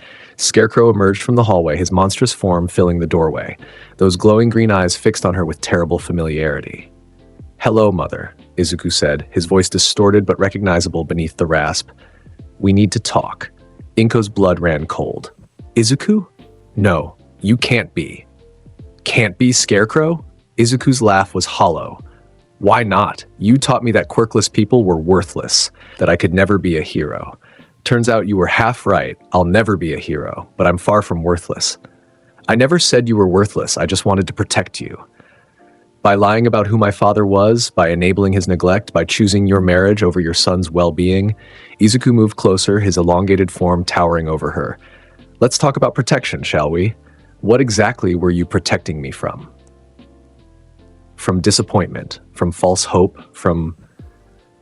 Inko's voice cracked. "From being hurt. Too late." Izuku grabbed her with his claws, lifting her off the ground. "I was hurt every single day for 15 years. Burned, beaten, told to kill myself. And where were you? I didn't know. You never told me. I came home with burns, Mother, with bruises, with injuries I couldn't possibly explain away as accidents. And you never asked. You never investigated. You never protected me because that would have required confronting uncomfortable truths." Inko tried to struggle free, but Izuku's grip was unyielding. "I'm sorry. I'm so sorry. If I'd known." "You did know," Izuku interrupted. "Deep down, you knew something was wrong. You just chose to ignore it because addressing it would have been difficult, would have disrupted your comfortable life with All Might." He set her down, but kept her restrained with shadow tendrils. From his gauntlet, he withdrew a syringe filled with custom fear toxin. "What are you afraid of, Mother?" "Please don't do this," Inko begged. "You're my son. I love you. If you loved me, you would have protected me. If you loved me, you would have told the truth. If you loved me, you wouldn't have enabled the system that destroyed me." Izuku positioned the syringe at her neck. "But you didn't. And now you're going to understand exactly what your failures created." He injected the toxin directly into her carotid artery. The effect was immediate and overwhelming. Inko's world dissolved into a nightmare replay of every parenting failure. She saw Izuku coming home burned and beaten, and this time, instead of accepting his explanations, she saw herself ignoring obvious evidence of abuse. She saw herself choosing comfortable lies over difficult truths. She saw herself enabling All Might's neglect by never forcing him to actually be a father. Every moment crystallized with perfect clarity. Every time she'd looked away from Izuku's pain. Every time she'd convinced herself everything was fine. Every time she'd prioritized her marriage over her son's well-being. The guilt was crushing, overwhelming, impossible to endure. She collapsed, sobbing, as the accumulated weight of 15 years of passive cruelty crashed down on her psyche. "I'm sorry," she screamed. "I'm so sorry. I failed you. I failed you so completely." "Yes, you did," Izuku agreed, his voice clinically detached, "and now everyone will know it." He set up a camera, positioning it to capture Inko's breakdown in perfect detail. This recording would be sent to All Might, a personal message about the consequences of his failures as both a father and a hero. "Tell the camera," Izuku commanded. "Tell everyone how you failed your son." Through tears and psychological agony, Inko spoke, her words raw and honest in ways she'd never allowed herself to be before. I knew Izuku was being hurt. I saw the burns, the bruises, and I did nothing. I told myself it wasn't that bad, that he was just having a hard time at school. But I always knew, and I chose my comfort over his safety." Continue. "I lied about his father, told him Hisashi was overseas, when really it was Toshinori, All Might. I thought it would protect him, but all it did was enable Toshinori to ignore him, to focus on being the symbol of peace instead of being a father. And I'm the reason he suffered. I'm the reason no one helped him. I'm the reason he became." She looked at Scarecrow's monstrous form with horrified recognition. "I'm the reason he became this." "That's right," Izuku said quietly. "You created Scarecrow through 15 years of passive cruelty disguised as protection, and now you're going to pay for that." He pulled out his scythe, the blade glinting in the kitchen light. "What are you most afraid of, Mother?" "Being responsible for your pain," Inko gasped. "Being the reason you suffered. Being a failure as a mother. Then die knowing all three are true." Izuku drove the scythe through her chest with surgical precision, the blade piercing her heart. But the toxin kept her conscious, kept her aware, forced her to experience every moment of dying while her mind replayed every failure, every lie, every moment of passive cruelty. Inko Yagi died impaled on her son's scythe, her last thought a desperate wish that she'd been brave enough to protect him when it mattered most. Izuku pulled the scythe free and stood over her corpse, feeling nothing. No satisfaction, no grief, no emotion at all. This wasn't about revenge. This was about consequence. This was about making sure everyone understood what Hero Society created when it failed completely. He stopped the recording and prepared to transmit it to All Might. The symbol of peace would see his wife's confession and death, would understand that his neglect had created Scarecrow, would carry that guilt for whatever remained of his life, which wouldn't be long. Izuku had plans for All Might. Terrible, devastating plans. Before leaving, Izuku placed a note next to Inko's corpse, written in his clinical, precise handwriting. "Dear All Might, this is what you created. Every failure as a father, every moment of neglect, every choice to prioritize your symbol over your family. Your wife paid the price for your negligence. Your students paid the price for your inadequacy. And soon you will pay the price for your existence. I am coming for you. Not to kill you, that would be too quick. I'm going to break you completely. I'm going to destroy everything you've built. I'm going to prove that the symbol of peace was always a lie. And when I'm done, when you're broken and terrified and drowning in guilt, then I'll end you. Fear is inevitable. Scarecrow." He left the Yagi household through Kurogiri's portal, leaving behind a corpse and a recording that would shake Hero Society to its foundation. All Might's response 2 hours later. Toshinori Yagi found his wife's body when he returned from patrol. The security footage had been sent directly to his phone. A recording of Inko's confession and death at Scarecrow's hands. He watched it once. Couldn't bring himself to watch it again. The symbol of peace collapsed in his kitchen, then his muscular form failing completely as guilt and horror overwhelmed him. His wife was dead, murdered by his son, because he'd failed them both so completely that one had become a monster and the other had enabled that transformation through passive cruelty. The note lay on the kitchen counter, its words burning into his consciousness. "This is what you created. All Might had faced villains, fought battles, nearly died protecting people, but nothing in his entire career had prepared him for this moment. For understanding that his greatest enemy was the boy he'd raised as his son. The boy he'd failed so completely that he'd become a living nightmare. The police arrived. The heroes arrived. They secured the scene, collected evidence, tried to offer comfort to the symbol of peace as he broke down completely, but there was no comfort to be found. Toshinori Yagi had lost everything: his wife, his students, his confidence, his belief that he could protect anyone. And Scarecrow had promised worse was coming. Principal Nezu found him hours later, still sitting in his kitchen, staring at nothing. "Toshinori," Nezu said gently, "I'm so sorry." "He killed her," All Might whispered. "My son killed my wife because I failed them both." "This isn't your fault, isn't it?" All Might's voice cracked. "I ignored him. I prioritized being the symbol of peace over being a father. I let Hero Society torture him for 15 years and did nothing. Everything Scarecrow said in that recording is true. I created this monster." Scarecrow created himself through his choices. No, I created him through my failures. And now he's going to make me pay for those failures in blood. All Might stood, his skeletal frame shaking. "He's coming for me, Nezu, and I don't know if I can stop him." "You're not alone. We'll mobilize every hero in Japan if we have to." "It won't be enough." All Might looked at his old friend with hollow eyes. "He's not just attacking me physically. He's attacking my mind, my guilt, my fear. He's turned psychological warfare into a science, and I'm his primary subject." Then we prepare. We study his patterns, develop countermeasures, create strategies to neutralize his quirks. He's already thought of that. He's always 3 steps ahead. All Might pulled up the security footage again, forcing himself to watch Scarecrow systematically break and kill Inko. Look at him. He's clinical, precise, every move calculated. He's not operating on emotion, he's operating on logic and systematic planning. How do you fight someone like that? The same way you fought every villain, with courage and determination. Courage doesn't work against fear toxin. Determination doesn't protect you from psychological warfare. All Might's laugh was bitter. "He's already beaten me, Nezu. I just haven't died yet." "Then we make sure you don't. We prepare, we strategize, and we survive long enough to stop him before he can complete whatever he's planning." All Might wanted to argue, but he was too broken, too exhausted, too consumed by guilt.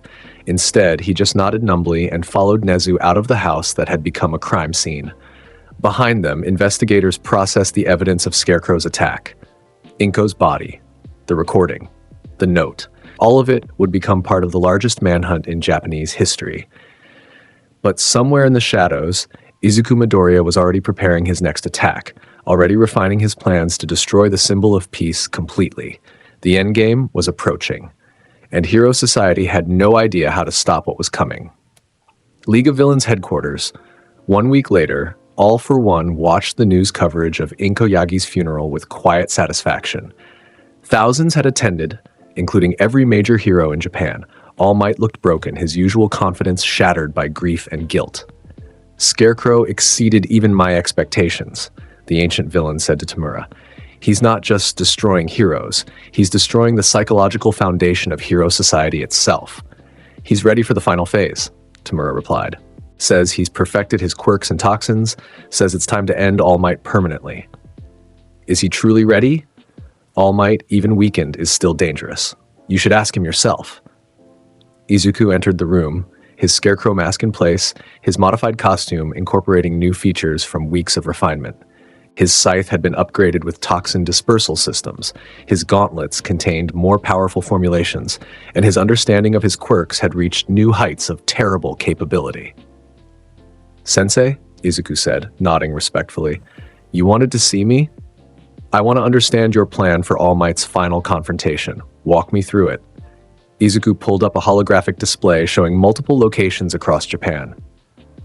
"The plan has 3 phases," he began, his voice clinical and precise. "Phase 1, psychological isolation. I've already killed his wife and students. Next, I eliminate his closest allies, heroes who support him, teachers who enabled the system, anyone who might provide emotional support during his breakdown." That's a lot of targets. 37 specific individuals across Japan. I've been tracking them for months, identifying vulnerabilities, planning executions. Each death will be public, brutal, and designed to maximize psychological impact on All Might. Phase 2? Direct confrontation.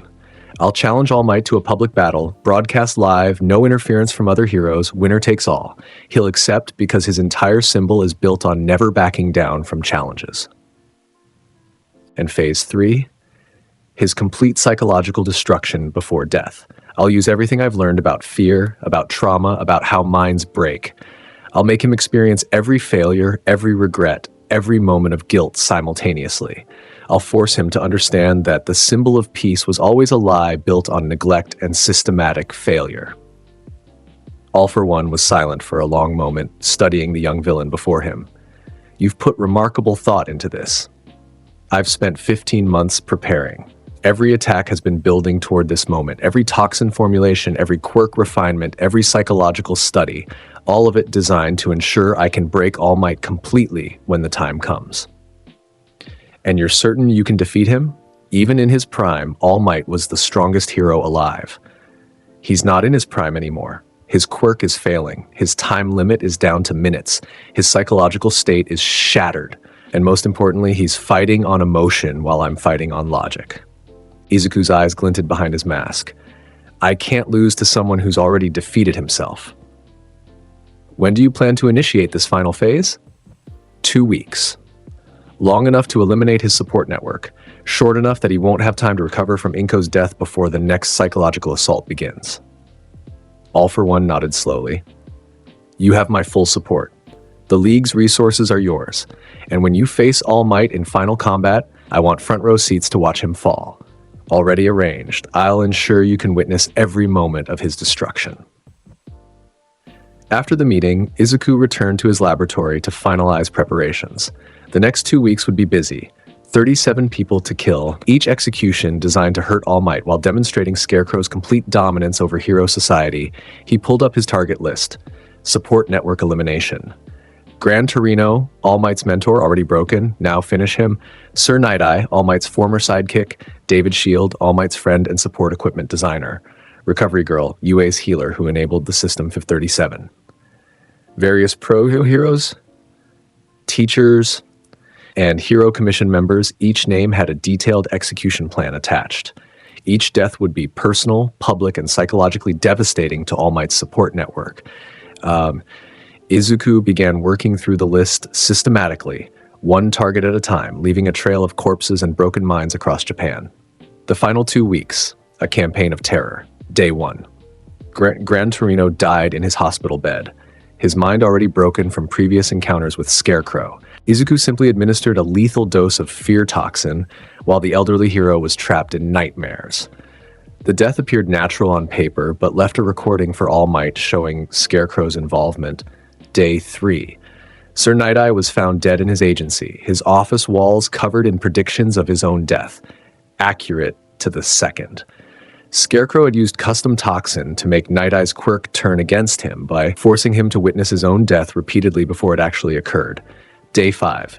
David Shield died in Eye Island, his laboratory rigged with fear toxin dispersal systems.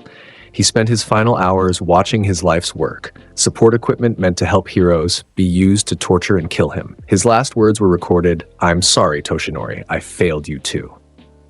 Day 7. Recovery Girl was found comatose in UA's infirmary, her healing quirk inverted somehow to cause pain instead of relief. Scarecrow had developed a toxin that corrupted quirk responses at a neurological level. She remained alive, but would never heal anyone again, fitting punishment for enabling the system that destroyed Izuku. Day 9. Endeavor confronted Scarecrow directly after 3 of his sidekicks were found dead. The number 1 hero unleashed his full power by determined to prove he could protect hero society where All Might had failed. He lasted 12 minutes. Izuku's terror radius overwhelmed Endeavor's mental defenses. His fear toxin exploited the pro hero's guilt about his family. His nightmare quirk manifested Endeavor's worst fears, becoming exactly like his father, losing his family forever, being remembered as a monster instead of a hero. Endeavor died burning himself alive, his fire quirk out of control as psychological trauma overrode rational thought. The symbol of flames fell to fear and self-destruction, broadcast live through cameras. Scarecrow had positioned to capture every moment. Day 11. Present. Mike was found dead at his radio station, his voice box ruptured from screaming during a prolonged fear toxin exposure. He'd spent hours trapped in nightmares where he'd lost his voice permanently, unable to warn anyone about dangers he could see but not articulate. Eventually, the psychological trauma caused physical manifestation. His quirk activated involuntarily until his vocal cords tore apart from sustained screaming. Day 13. Aizawa attempted to set a trap for Scarecrow using himself as bait. The trap failed spectacularly. Izuku had anticipated it, countered every preparation, and turned the trap back on Aizawa himself. The underground hero died with his eyes forced open by Scarecrow's claws, unable to blink, unable to activate erasure, forced to watch as his students' deaths replayed through fear toxin hallucinations. His last sight was Izuku's monstrous face promising that All Might would die next. By day 14, 37 bodies littered Japan. Every major hero who'd supported All Might was dead or broken. Every teacher who'd enabled the system had paid the price. Every ally the symbol of peace had relied on was gone. All Might stood alone, exactly as Izuku planned. The final challenge, day 15. The broadcast appeared on every screen in Japan simultaneously. Scarecrow's monstrous form filled millions of displays as his distorted voice delivered an ultimatum that would shake hero society to its foundation. "Greetings, Japan," Izuku began, his glowing green eyes boring into the camera. "For 15 months, I've demonstrated what systematic fear can accomplish. I've broken students, killed heroes, destroyed the support network of your beloved symbol of peace, and now it's time to finish what I started." He held up a list of names, the 37 people he'd killed over the past 2 weeks. These people enabled Hero Society's greatest failing, the systematic torture and neglect of quirkless children. They stood by while the weak suffered. They enabled the strong to abuse their power. They built a society on comfortable lies instead of uncomfortable truths. Izuku's form shifted, his nightmare transformation intensifying as terror radius radiated through the broadcast itself, making every viewer feel a fraction of the fear his victims experienced. But there's one person left who represents everything wrong with this system, one symbol that needs to fall before society can rebuild on truth instead of lies. The camera zoomed in on Izuku's masked face. "All Might, Toshinori Yagi, my father who failed me. I challenge you to single combat, public, broadcast live, no interference from other heroes, just you and me, settling accounts for 15 years of neglect and systematic failure." He paused, letting the challenge sink in. "Meet me at Camino Ward in 3 days, noon, the place where you fought all for one, where you proved you were the strongest hero alive. I'm going to prove that strength means nothing against fear." Another pause. "If you don't show, I'll kill 100 civilians every hour until you do. If you try to bring other heroes, I'll release lethal fear toxin across Tokyo. This is between you and me, father and son, symbol of peace and master of fear." Izuku's smile was visible even behind the mask. 3 days, All Might, and then your symbol dies while the whole world watches. The broadcast cut out, leaving millions of viewers in shocked silence. The challenge was clear. The terms were non-negotiable, and everyone knew that All Might would accept. He had no choice. His entire symbol was built on never backing down from challenges, on always protecting people no matter the personal cost. Scarecrow had created a trap with no escape. If All Might fought, he would likely die. If he didn't fight, civilians would die, and his symbol would be destroyed anyway by the failure to respond. Either way, the symbol of peace was finished. All Might's decision. Day 16. Toshinori Yagi stood in Principal Nezu's office, surrounded by Japan's remaining top heroes. They all had opinions about how to handle Scarecrow's challenge. None of them understood what Toshinori already knew in his heart. "We can't let you go alone," Ryukyu argued. "Scarecrow will kill you." "If I bring backup, he'll kill civilians," Toshinori replied quietly. "I've seen what his fear toxin can do. I've watched him systematically destroy everyone around me. If he says he'll release lethal doses across Tokyo, I believe him." "Then we evacuate the city," Hawk suggested. "Clear everyone out before you fight him.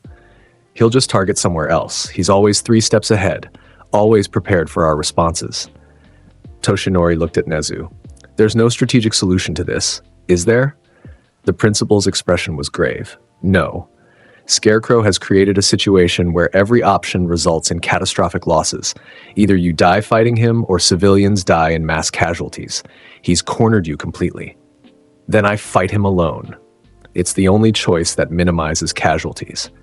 You'll die, Mirko stated bluntly. You know that, right? Your time limit is down to minutes. You're running on fumes, and he's at peak power with perfect knowledge of your weaknesses. I know. Toshinori's voice was quiet but certain. I've known since Inko died, since he killed my students, since he systematically destroyed everyone who supported me. This was always going to end with me dying at his hands. Then why go? Best Jeanist asked. Why give him what he wants?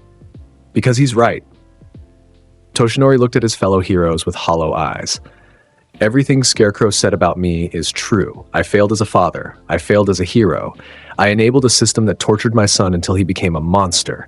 I built a symbol on lies and neglect, and now it's time to pay the price for those failures. The room was silent.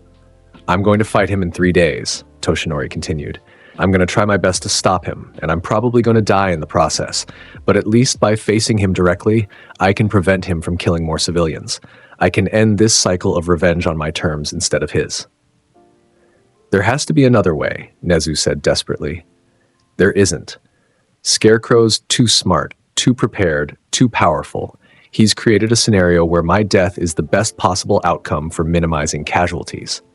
Toshinori managed a weak smile. I've spent my entire life being the symbol of peace.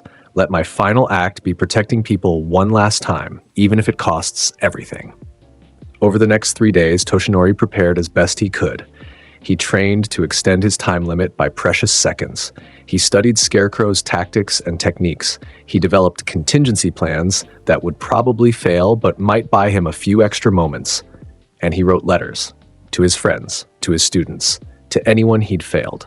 Each letter was an apology, an acknowledgement of his shortcomings, a final attempt to set things right before the end. The letter to Izuku, to Scarecrow, was the hardest to write. Izuku, I know you'll never forgive me. I know everything you've become is my fault. I know I failed you in every way a father can fail a son. I'm not writing to beg forgiveness or seek redemption. I'm writing to acknowledge the truth you've been trying to make me see. I created you through my neglect. You were right about everything. About Hero Society's hypocrisy, about the lies I built my symbol on, about the cost of my choices. I ignored you because it was easier than confronting my failures as a father. I let them torture you because admitting it was happening would have forced me to acknowledge my role in enabling it. I don't expect these words to change anything. I don't expect you to show mercy when we fight. I just wanted you to know, before the end, that I finally understand. I finally see what you've been trying to show me all along. You deserved better. You deserved a father who noticed your suffering. You deserved a society that protected you instead of destroying you. You deserved every chance I denied you. I'm sorry I failed you. I'm sorry I created the monster you became. And I'm sorry that the only way to stop the cycle I started is through my death. When we meet in Camino Ward, I won't hold back. Not because I think I can win, but because you deserve to face me at my full strength. You deserve to defeat the symbol of peace when it actually means something. I'm proud of who you could have been. I'm horrified by what my failures made you become. And I'm grateful that at the end, you're giving me one final chance to be the hero I always claimed to be. See you in 3 days. Your father who failed you, Toshinori Yagi. He sealed the letter and left it with Nezu to be delivered after the battle. Then he spent his final hours visiting places that had meaning, the UA campus where he'd taught, the hospital where victims still recovered from Scarecrow's attacks, the grave where Inko was buried.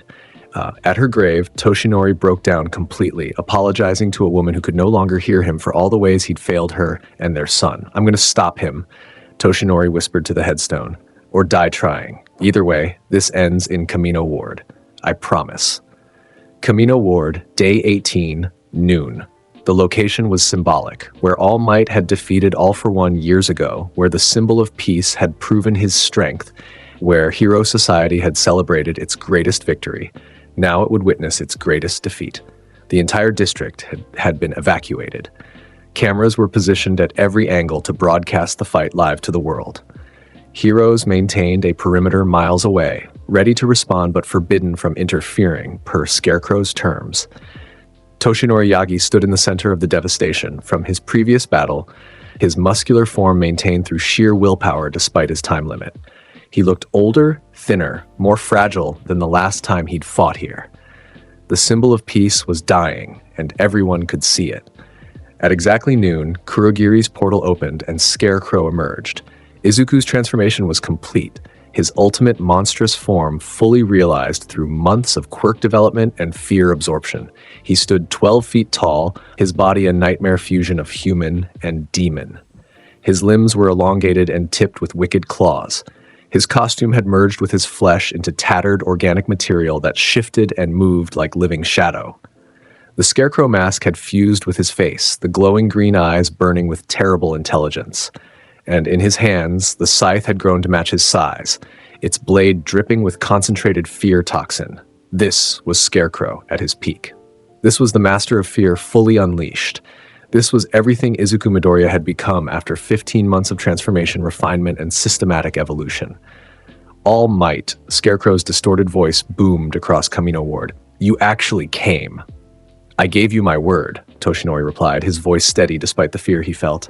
"I've failed at everything else, but I won't fail at facing you directly." Honorable to the end. How very heroic. Scarecrow began circling, his movements predatory and precise. "Tell me, Father, are you afraid?" "Terrified. Of you, of what I created, of what I've become." Toshinori's admission was honest, raw, "But I'm more afraid of what happens if I don't try to stop you." "You can't stop me. You know that, right? I'm stronger, smarter, more prepared. I've studied your every weakness. I've planned for your every strategy. I've created toxins specifically calibrated to exploit your psychology." "I know, but I have to try anyway. That's what heroes do." "No." Scarecrow's laugh was terrible and mocking. "That's what symbols do. They pretend to be something they're not. They inspire false hope. They make people believe in lies." He activated his terror radius at full power, flooding the entire district with environmental fear. Every camera operator, every hero on the perimeter, every viewer watching at home felt a fraction of the terror Toshinori experienced directly. The symbol of peace stumbled, his muscular form flickering as fear attacked his nervous system. But he didn't fall, didn't give up, didn't surrender to the terror. "I may be a symbol built on lies," Toshinori gasped, fighting through the fear. "But you're my son. And no matter what you've become, I'm still your father, and I'm going to protect people from you, even if it costs me everything." Touching. Meaningless, but touching.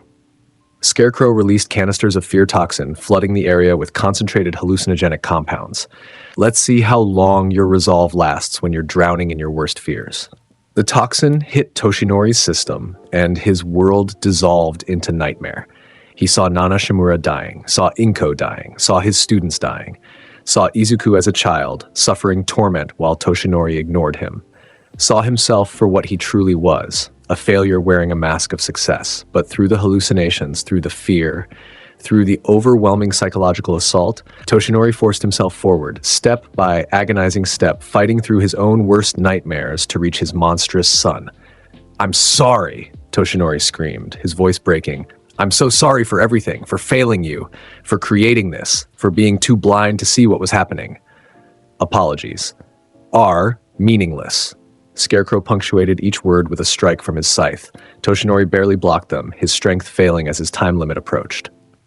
"I know they are, but I need to say them anyway. I need you to understand that I finally understand what my failures cost." Toshinori's muscular form was flickering now, seconds from giving out completely. "You were right about everything, about hero society, about my symbol, about the lies I built my life on. Then die, knowing you were wrong about everything that mattered." Scarecrow's claws grabbed Toshinori's throat, lifting him off the ground.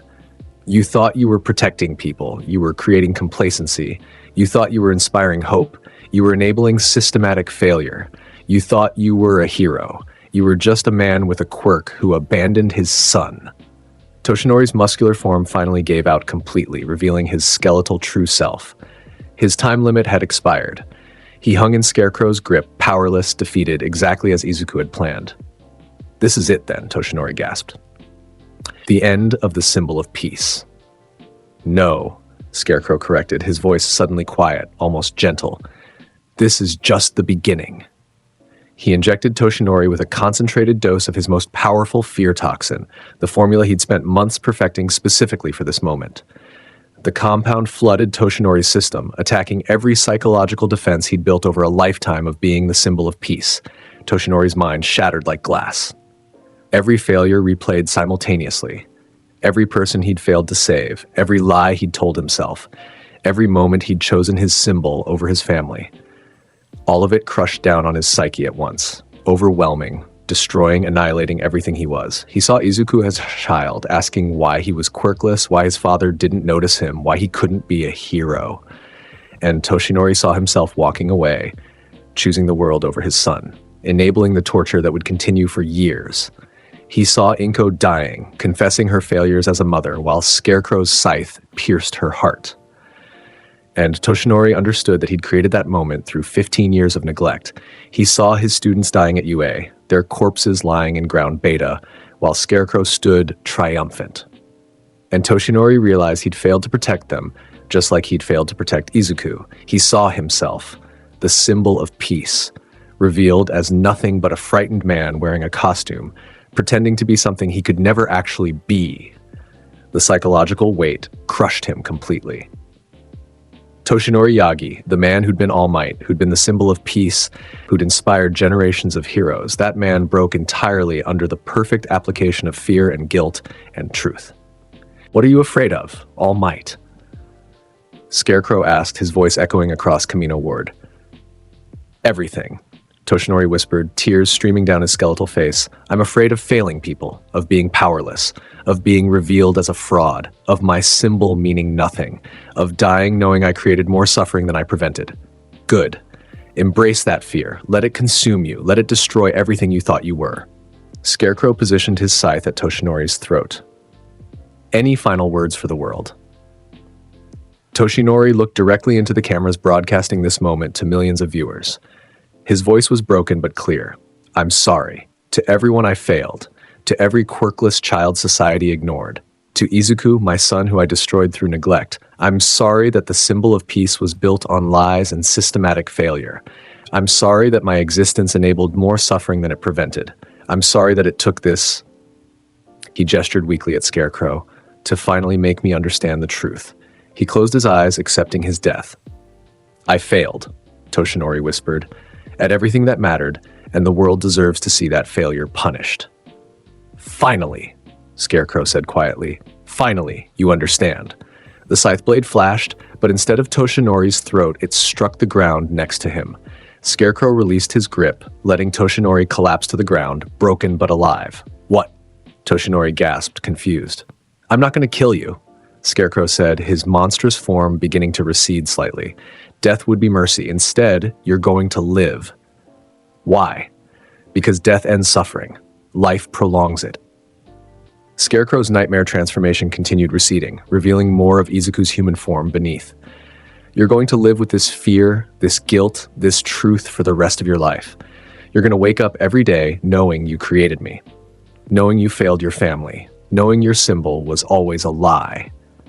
Toshinori stared at his son, the monster he'd created, and understood. Death would have been quick. Living with the weight of his failures would be eternal torture.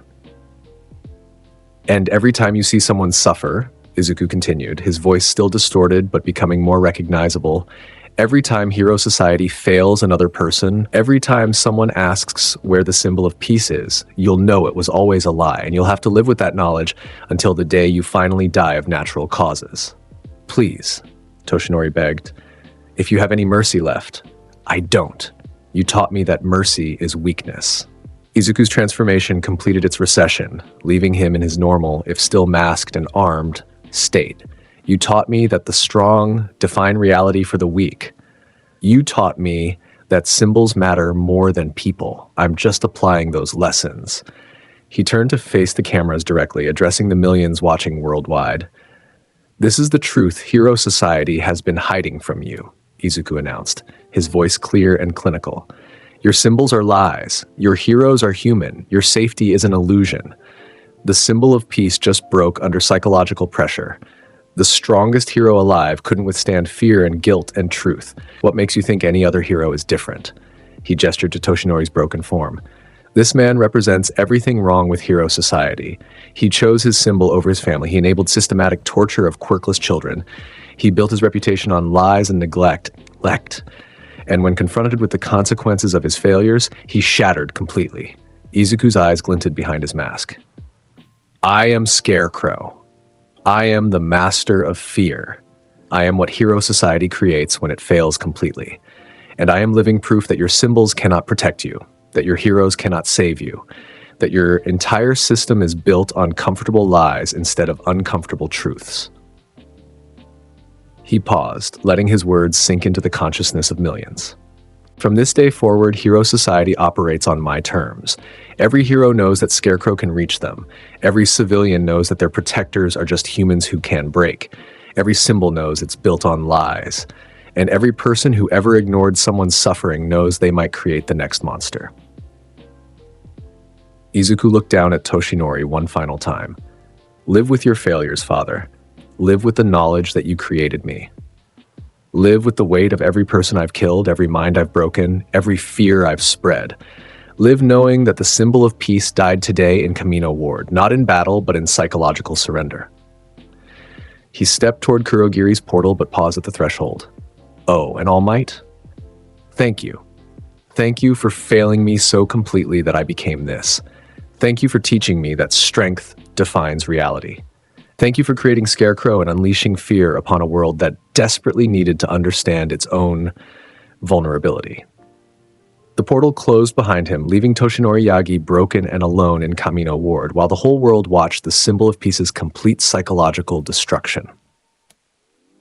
Aftermath. The death of hope. The broadcast of All Might's defeat reverberated across Japan and beyond. News stations replayed it endlessly. Social media exploded with reactions ranging from horror to vindication. The Hero Commission held emergency meetings. Governments debated how to respond to a villain who just publicly broken their greatest symbol without even killing him. But the real damage was psychological. Civilians looked at their heroes differently now. Students questioned whether to pursue hero careers. Pro-heroes suffered nightmares about Scarecrow coming for them next. The fear Izuku had spread wasn't just about his direct attacks anymore. It was ambient, environmental, systemic. Everyone understood now that safety was an illusion, that heroes were human, that symbols could break. Toshinori Yagi survived the encounter but was never the same. He retired immediately, unable to function as All Might any longer. The fear toxin's effects persisted. Every time he tried to transform, he experienced crippling psychological attacks that prevented his quirk from activating. He lived exactly as Izuku promised, broken, guilty, aware of his failures, unable to escape the knowledge that he'd created the monster that destroyed Hero Society's foundation. League of Villains headquarters, 1 week after Kamino Ward All for One watched the ongoing news coverage with quiet satisfaction. Hero Society was in chaos. Recruitment into hero programs had dropped by 60%. Civilian confidence in hero protection was at an all-time low. The entire system was teetering on the edge of collapse. You've exceeded every expectation, the ancient villain said to Izuku. You've accomplished in 18 months what I've been working toward for decades. Hero Society isn't just damaged, it's fundamentally changed. The psychological foundation has crumbled. Izuku sat at his workbench, organizing the biological samples he'd collected from All Might during their confrontation. The work isn't finished. All Might was the symbol, but the system that created him still exists. Changing that requires sustained pressure over years, not months. You're thinking long-term. I approve. All for One leaned forward. What's your next target? The Hero Public Safety Commission. They're the administrative backbone of Hero Society. They decide who becomes a hero, who gets funding, what stories get publicized. They're the machinery that maintains the lies. Izuku pulled up files on commission members. If I can infiltrate and systematically break the decision makers, I can reshape Hero Society from the inside while continuing external pressure through fear attacks. Ambitious. Possible. But it would require years of careful manipulation. I have time, and I have the tools. fear toxin, psychological expertise, my father's research, my quirks. Everything I need to systematically deconstruct and rebuild hero society according to truth instead of lies. Tamura entered the room, grinning manically. Have you seen the latest polls? 73% of civilians say they're afraid of villain attacks. 60% don't trust heroes to protect them. 89% recognize Scarecrow as the most dangerous villain in Japan. You've become legendary. Legends are just symbols, Izuku replied. I'm more interested in results than recognition. The results speak for themselves. Hero society is crumbling. All Might is broken. The League is positioned to fill the power vacuum. Tamura scratched his neck excitedly. Sensei wants to know if you're ready for the next phase, which is total war. The League launches coordinated attacks across Japan, while Hero Society is vulnerable. We take territory, establish control, prove that villains can provide order better than heroes ever did. Izuku considered carefully. That would destabilize the system faster, but might trigger international intervention. Heroes from other countries coming to Japan to restore order. Let them come. They'll face Scarecrow too, and they'll break just like Japan's heroes did. Maybe. But I prefer calculated escalation over total chaos. Izuku looked at Tamura directly. Give me 6 more months. Let me continue the psychological warfare, break the commission from inside, expand the ambient fear across all of Japan. Then, when you launch total war, Hero Society will be so psychologically damaged that they won't mount effective resistance. Tamura looked to All for One, who nodded approval. 6 months, Tamura agreed. You continue your work. We prepare for total war, and then we show the world what happens when Hero Society finally falls. 6 months later, the new normal. Japan had adapted to Scarecrow's presence the way organisms adapt to predators, through fear, vigilance, and changed behavior. Hero students trained extensively in psychological resistance. Pro-heroes carried fear toxin antidotes. Civilians avoided large gatherings where Scarecrow might strike, but no amount of preparation changed the fundamental truth that Izuku had proven. Fear was inevitable, and heroes were just humans who could break. The Hero Public Safety Commission had tried to rebuild confidence through propaganda and increased security. But Izuku had infiltrated their organization months ago, using disguises and psychological manipulation to gain access to their databases and decision-making processes. He didn't need to be Scarecrow to destroy them. He just needed to be smart, patient, and ruthless. One by one, commission members died or disappeared. Each death appeared natural or accidental. Heart attacks, car crashes, suicides. But Izuku's careful observers noticed the pattern. Every victim had been involved in suppressing information about quirkless discrimination or hero brutality. The commission was being purged from within, and they didn't even realize it until too late. When they finally understood what was happening, they tried to lock down their operations, increase security, root out the infiltrator. But Izuku was always 3 steps ahead. By the time they implemented countermeasures, he'd already moved to his next target. The final commission president died in his office, alone, experiencing his worst fears through precision-applied toxin. Being forgotten, irrelevant, powerless to protect the system he'd spent his life maintaining. His last words, recorded by hidden cameras, "Scarecrow was right. We built this on lies, and now the lies are killing us." With the commission effectively destroyed from within, Hero Society lost its administrative backbone. Agencies operated independently without central coordination. Hero licensing became chaotic and unregulated.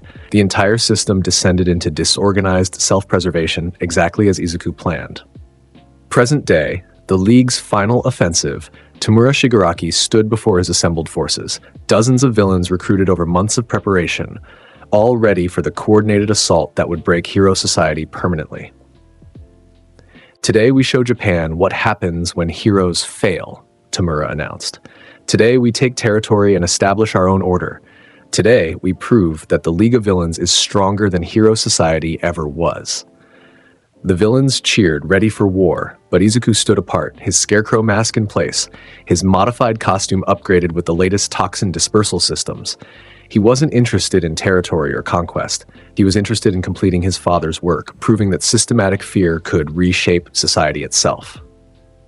Scarecrow, Tamura called. You're with me. We're hitting UA directly, sending a message that nowhere is safe. No, Izuku replied calmly. I have a different target. What? The National Hero Awards ceremony. Happens tonight in Tokyo. Every surviving top hero will be there. Broadcast live to millions. Perfect opportunity for maximum psychological impact. Izuku's voice was clinical, analytical. While you're taking territory, I'll be breaking the last symbols Hero Society has left. Tamura grinned. Divide their forces. Break their morale. Perfect. Do it. That evening, Izuku infiltrated the ceremony using techniques he'd refined over months of practice. His terror radius remained dormant until he was in position. His fear toxin canisters were perfectly hidden. His escape route was planned down to the second. When the ceremony reached its peak, when every hero was assembled, when all cameras were focused on the stage, when Japan's entire hero community gathered to celebrate their supposed triumph over adversity, Scarecrow struck. The terror radius activated at maximum power, flooding the venue with environmental fear. Every hero, every civilian, every person in attendance felt overwhelming dread crash over their nervous systems. The ceremony descended into chaos as trained professionals scrambled for exits, their carefully maintained composure shattering under psychological assault. Then the fear toxin released from hidden dispersal units throughout the venue. Within seconds, hundreds of heroes were experiencing their worst nightmares made quasi-real through Izuku's nightmare quirk manifestation.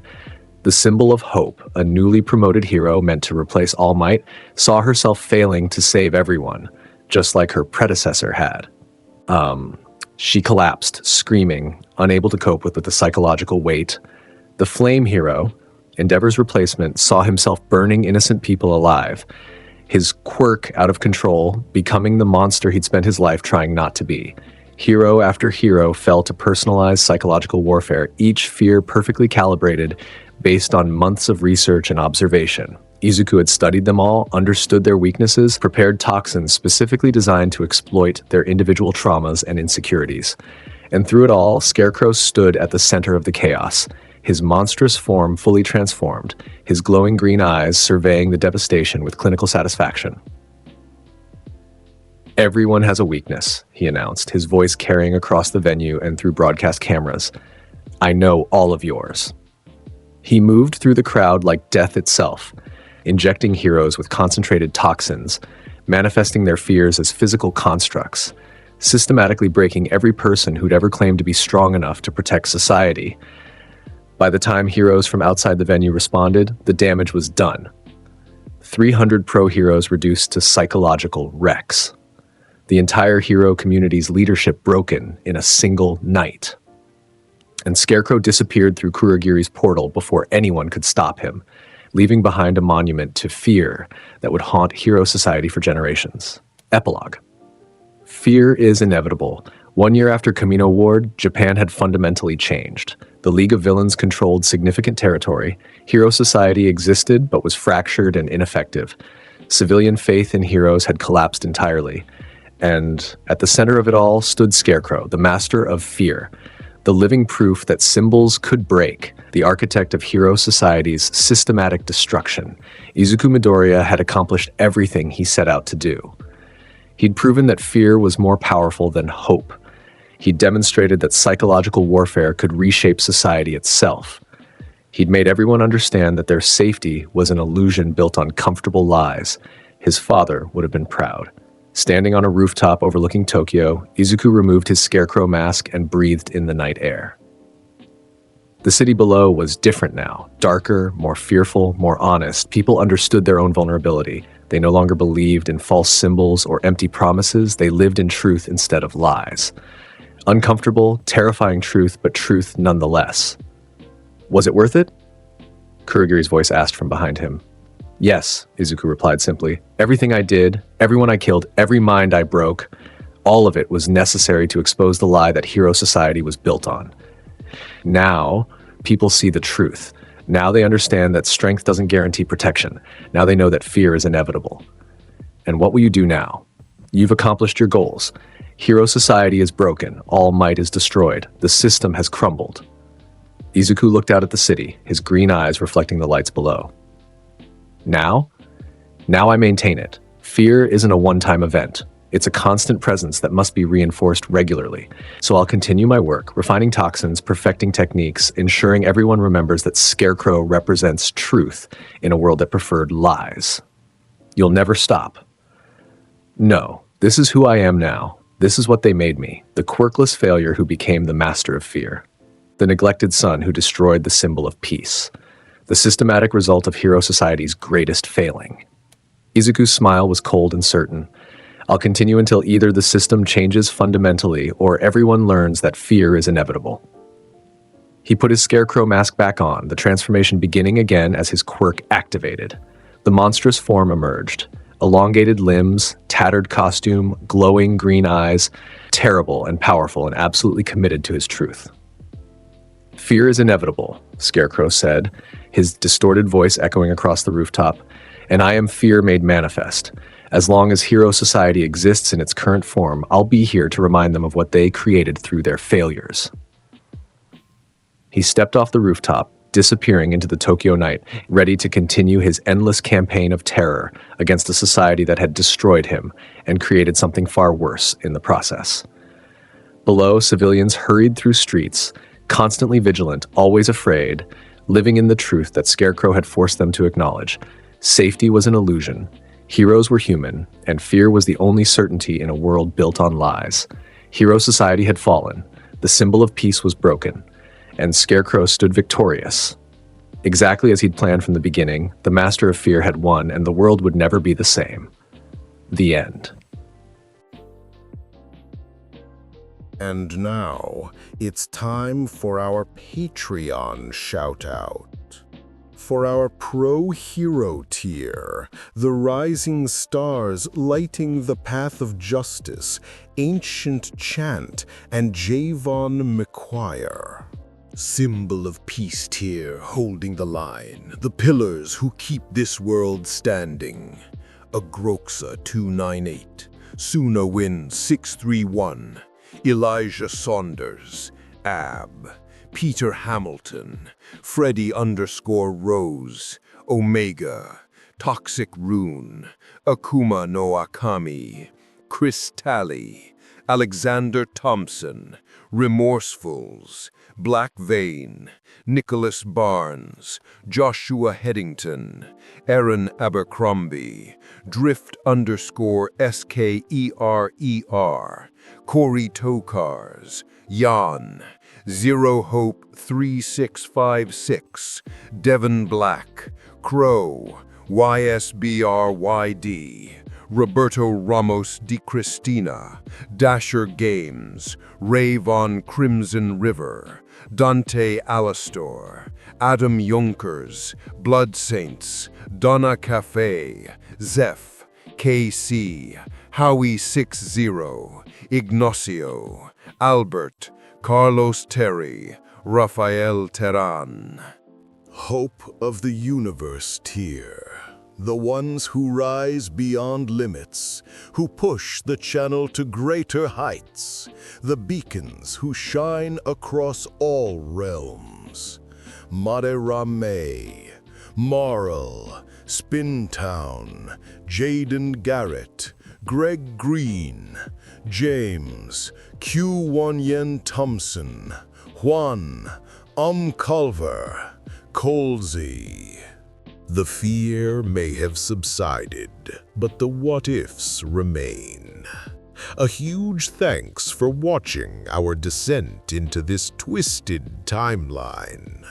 If you want to explore more dark potential and alternate realities of your favorite heroes, be sure to subscribe and join the conversation in the comments below.